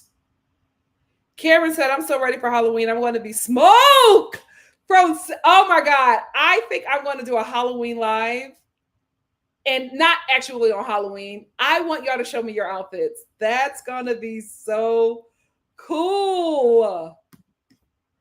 The Lux Explorer. Oh, wait. What is going on? Oh, here it is. The Lux Explorer said, Nicolandrea Hive, we are on. The Cleveland Browns posted about them and the Head and Shoulders cosign. $1 million couple. Yep. This is Cordell and Serena. Production better be smart about this. They better be. Elder. Zoobly Zoo, baby. I was there. Ben Vereen was on my shows. Ben Vereen. But keep in mind, I am an Elsa, but also I grew up in a time where we were watching like reruns of old shows. Like I grew up on I Dream of Jeannie, Gidget, okay? The Honeymooners. I was watching Dynasty. Like I missed that time because I just feel like I feel like it made millennials so cultured. Like y'all are not watching, this generation is not watching anything old. Everything is like, you're just waiting for a show to come out. We never had to wait for a show to come out. There was always something. I remember being in the schoolyard and we're all like I love Nick at Night. Y'all don't have reruns of no old shows. It's so sad. Family Matters. Archie Bunker raised me. Not Family Matters. Yeah, it was Family Matters. Oh my goodness. Archie Bunker was, Family Matters was Family Matters is the black show. All in the Family. All in the Family. All in the Family was how I knew that the woman was the culture of the child. And how I knew that is because Archie Bunker, a racist, his son had a child with a Jewish woman. Oh. And when that baby came home with the Star of David on her chest, he was like, what's happening here? Do y'all remember? And it was a whole episode teaching that the mother is the culture of the child. Archie Bunker taught me that. Y'all don't have those old shows. I feel so bad for y'all. Like, we had some good stuff. Miss Brown, she can say, yes, these kids miss all the references, not my nieces and nephews, because they watch it. Listen, if the womb is ever blessed with the little Nikki, they're watching all the stuff I grew up on. Zoobly Zoo, hey, Zoobly Zoo, magic and wonders are waiting for you. Ow! Listen, also, the reason, I think this is another reason why millennials are like so open. We had a lot of gay characters. The lion from Zoobly Zoo. How you doing? How you doing? Like we had a lot. Cockatoo. What was Butch? Yes, we had a lesbian parrot teaching us about the world. Usher's daddy. Usher's daddy, or Will Smith's deadbeat daddy. Takara said, OMG, you're so right. I was raised on Sanford and Son. We were all raised on this stuff. Good shows. What is another one? What is that show with Gary Coleman? There was a season where all the shows were about Black children being adopted by white families. I don't know what was going on there. But I used to watch that show. I used to watch Give Me a Break with Nell Carter. Give me a break, I sure do need one. Give me a break. I had the biggest crush on Joey Lawrence. Then I watched Blossom. Clarissa Explains It All. Y'all can't talk to me, and my children will watch those shows. Absolutely. Nah. Yes. We had some good TV. We had some good TV. I watched all of that. The Lucille Ball Show. Get out of here. Different Strokes. Yes. Different Strokes. These kids is watching Love Island. They need to be watching Gidget and Patty Duke. Remember that? That's what they need to be watching. Yes. Yeah. What's that song? What's that show? So long, farewell to you, my friend. That's what they need to be watching. They want to watch a reality show about coupling up. They need to be watching Bug Juice. They don't need to be watching no Love Island and watching grown people have sex in a hideaway. What is happening here? They need to be watching Camp Walla Walla. We were children. Say what you want, but we were children and we stayed in a child's place. I'm on here arguing with 12-year-olds. What is happening? What is happening? Ow! You make me cry. I loved Alf. What was the one with the robot girl? Remember that robot girl? What was her name? And remember the robot girl? Oh, what a time. I was watching Mary Tyler Moore. She was the reason why I wanted a beret. My mom, I love her. She's an amazing mother. Literally bought me a beret so I could throw it. Baby, when she saw me throw that beret, small wonder she's Miss Small Wonder. Children, this is the stuff the kids was watching. This is what y'all should be watching. Y'all watching Pepe give back shots to every white woman that come into that villa? Absolutely not. Go to bed. Cameron said, my grandma introduced you to the Golden Girls when I was a child in daytime soap. Shout out to Victor Newman. Victor Newman is on Twitter, and when I tell you, he don't play no racism. Anytime something happens with somebody being racist, he cusses them out. Victor Newman don't play. I can't believe he knows how to work Twitter. My God, today. That is very true, Kaylee. There's no preteen phase. Everybody's an adult. Everybody's an adult. These children can see themselves in Huda. What the hell are you watching? What the hell are you doing? What is going on? You know what? I think it's also because they don't have TV shows and there's no spaces for them. Like, where are these kids going? Remember, we had teen clubs. No, does anybody go to the skating rink anymore? We had teen stores. Claire's is the only one still sticking around. But we had Justice. What was another store we used to have? We had games. Everything has been taken away for these children. Right? What a time to be alive. What a time to be alive. I had a glowworm. What was the Rainbow Bright? Kid Sister? I was a kid. I had toys. Kid Sister. Wherever I go, she goes. Kid Sister. Kid Sister and me. I was a child. I was watching No Love Island. I love Sister. Oh, I love them. Go home, Roger. I want to be on that show so bad. I forgot that he was on All My Children.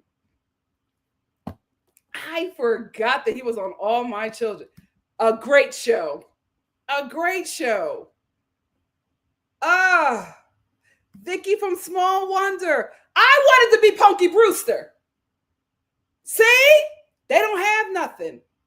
What is the kids show they have? Stranger Things. They're raising the kids to be demonic. This is why we're here. The Wonder Years. Yes. What would you do if I sang out of tune? It was a good time. I need a little help with my faith. I will also say this and then I'm going to get out of here. We also had TV shows where everybody was singing down.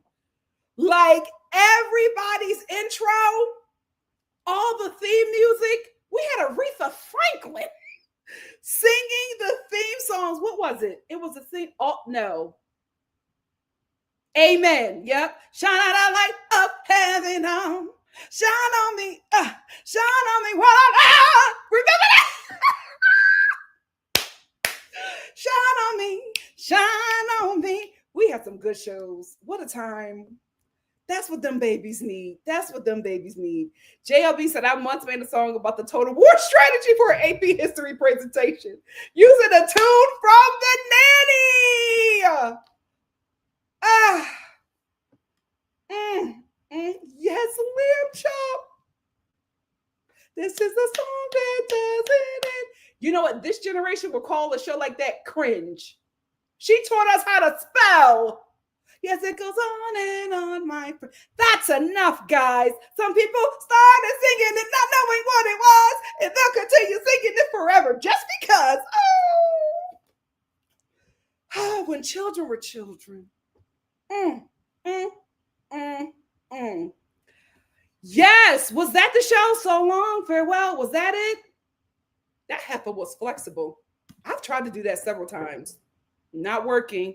Cece said these kids don't have the Disney Channel. No, Hannah Montana. No, That's So Raven. Yep. We had our own channel. You know what? That's what it is. Everybody is watching the same thing because kids don't have shows anymore. They don't have channels. We used to have channels. I knew that I better have Nick at Night on that TV. Or I better be watching some damn noggin. Because if my mom came in there and I was watching HBO, it was going to be a problem.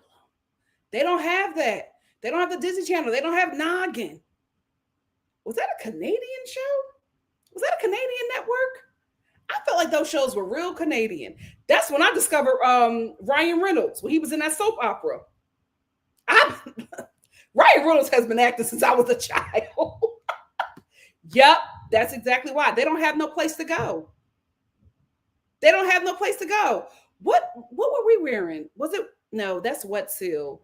Wet and Wild. Is Wet and Wild still around? That was our makeup. Or I would get my makeup from Clears. Yeah, there are no preteen social spaces. So that's why we're all in the same space with kids sharing their dumb opinions. Of course you would think that makes sense. You're 12. Oh, teen celebs. We had they don't cater to kids anymore. Yep, they don't cater to kids anymore. I was there for I Want to Be Down. I was there. They don't know. They don't know. Megan said, I'm 28. I can quote almost every of what's happening. Yep. If you from Philly, remember Shampoo? In Egypt? Yep. The Gap Kids, the Art Kids. Yes. Oh, they don't have no more spaces. So that's why they're in Limited 2. That's what I was talking about. Justice and Limited 2. I wanted to get something out of Justice and Limited 2 so bad, but I was a C cup at 8. I couldn't get nothing out of there. Oh, it broke my heart when I was like, I cannot fit anything in here. Yvette said, yep, taking my 8-year-old skating. Yes, they got to do kids stuff. That's the thing. I feel like millennials, raise them how you were raised. We'll have them watch your shows. Because that's the problem with getting rid of network TV. Dealing with that. Nick at Night needs to come back. Oh, and they need to come back. Blue Jay says, sadly, nobody's fighting for the kids to be kids. Plus, there isn't any money attached to it. That's why children was freaking out at the Minecraft movie, because it was for them. Yep. And adults were ruining it. It's a shame. Do they still have rec centers? They got to still have camps. Opulent said, I will say that my niece and I love mooming. Her school lets them watch something fun on Friday, and everyone made fun of her. Oh, let them make fun and let her be happy. She's a kid. She's going to enjoy those times. Unmatched. Everybody was singing down. There's another show. It's an all-white family. It's an all-white family. And they came on. Remember TGI Friday? I used to love, it was like, it was two parents and they had kids and they merged their family together. No, not the Brady Bunch. Now, come on. I'm an elder, not that old. What? Not the Brady Bunch. It was on TGI Friday. Y'all know what I'm talking about. I think was Susan Sarandon the mom. It came on right after Family Matters. Half and half. Yes. Wait, that's one-on-one. Half and half is through this journey of discovery, finding you, finding me. One-on-one is with Kyla Pratt and Flex. Paula Girl said, my kids love Jenny. My life is a teenage girl. Yes. What was the other one? Pepper Ann. Remember Pepper Ann? And who? It was Pepper Ann and it was somebody else. Oh, I gotta look her up. I love Pepper Ann. I loved her so much.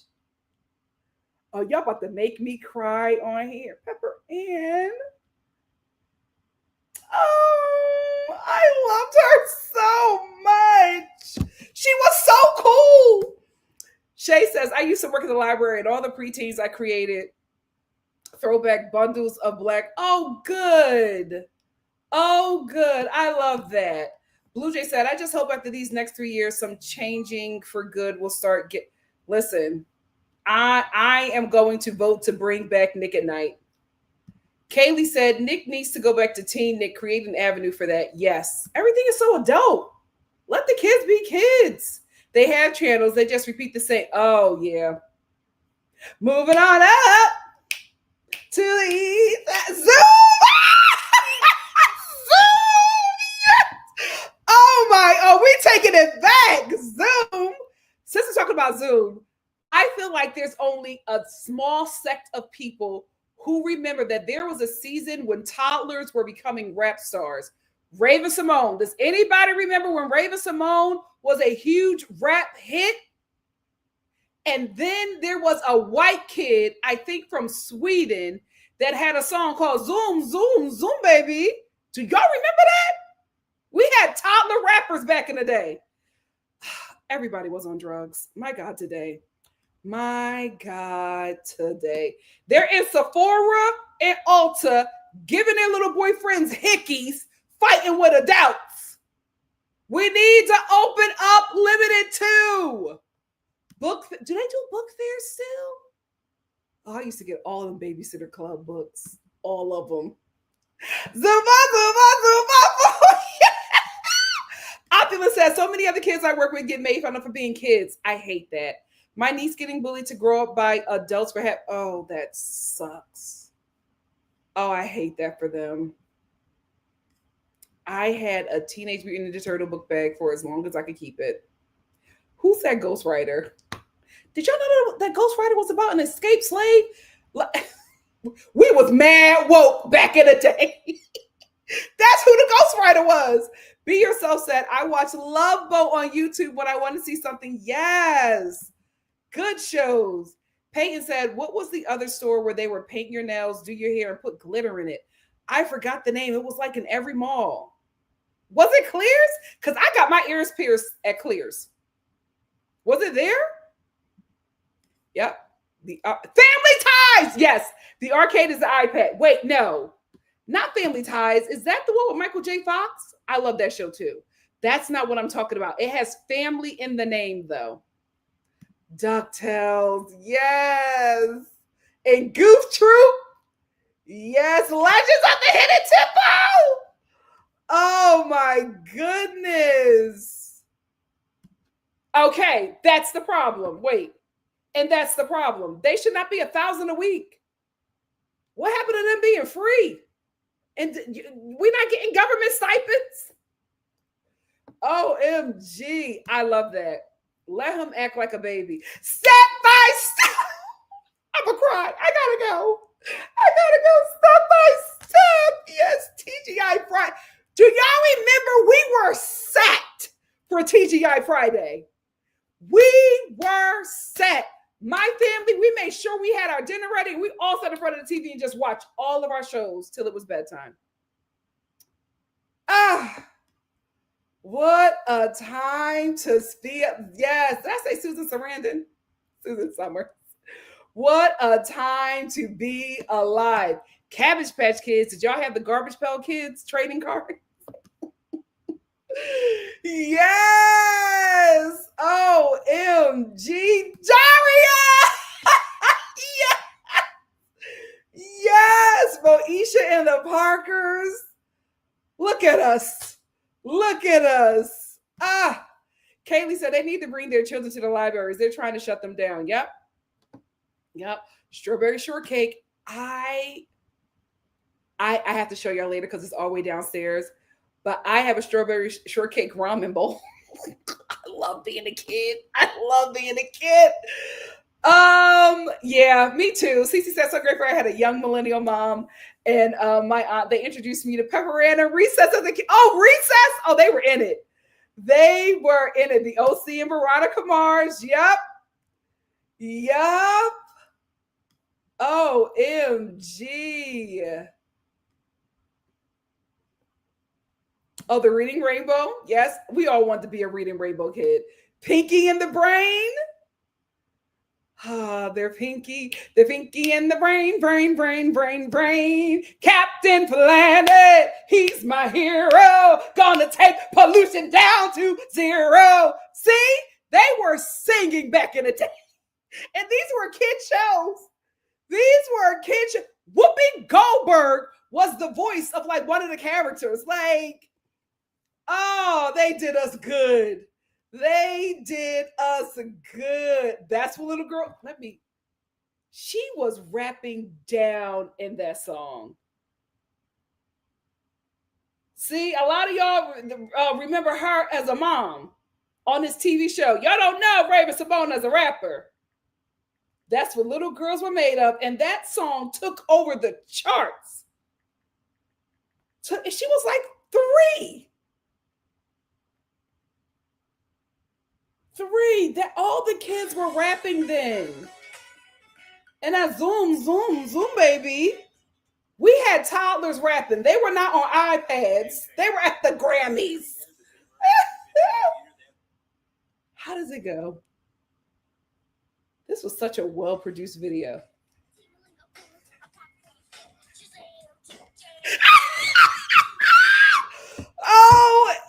OMG. Everybody cried in my house. Everybody cried because they were literally killed. I was like, oh my God. And when the baby said, that not the mama. OMG, Mr. Rogers, who told us to be kind to everyone. Oh, child. Pippi Longstocking is coming into your town. A freckle-faced red girl, you wanna know, the one who's fun to be around. I will say the 90s were full of like bad redhead kids. Do y'all remember that? It was the 90s and early 2000s. Every show was about a bad redhead child. Remember Problem Child? OMG.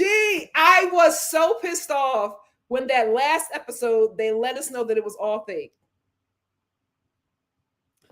OMG. Jimmy Neutron. Yes. Wait, before I get out of here, where is it? If you have never watched this is the best animated series ever. One of the best. It is so good. So good. Like, we had talent back in the day for kid shows. Talent. She was so bad, but I loved her.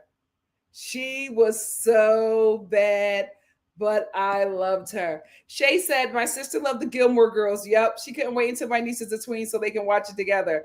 You should tell her that there's like a festival every fall at in the town that films the Gilmore Girls. You should tell your sister to take your niece there and do like a little trip. It's like they have the places where every place that was filmed in the Gilmore Girls, they still have it preserved. They have a Gilmore Girls tour. It would be really fun. That they do it every fall. Judy V. Jones. Yes. New Judy. Yes. Oh my gosh. Oh, what a time. Benjamin Franklin Rodriguez. I had Mike Vitar. Last thing I'm gonna say, I had such a crush on him.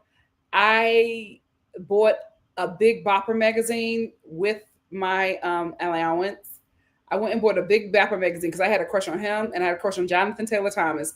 And then I had to go and buy what was the black version of Big Bopper, because I also had a crush on Brandon Adams.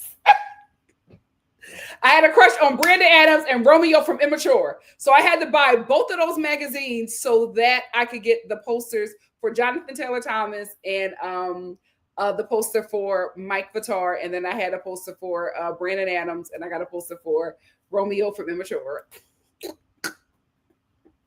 I was so diverse. Remember that time when we had posters all over our wall of guys we would never meet? Last thing. I know I keep on saying last thing.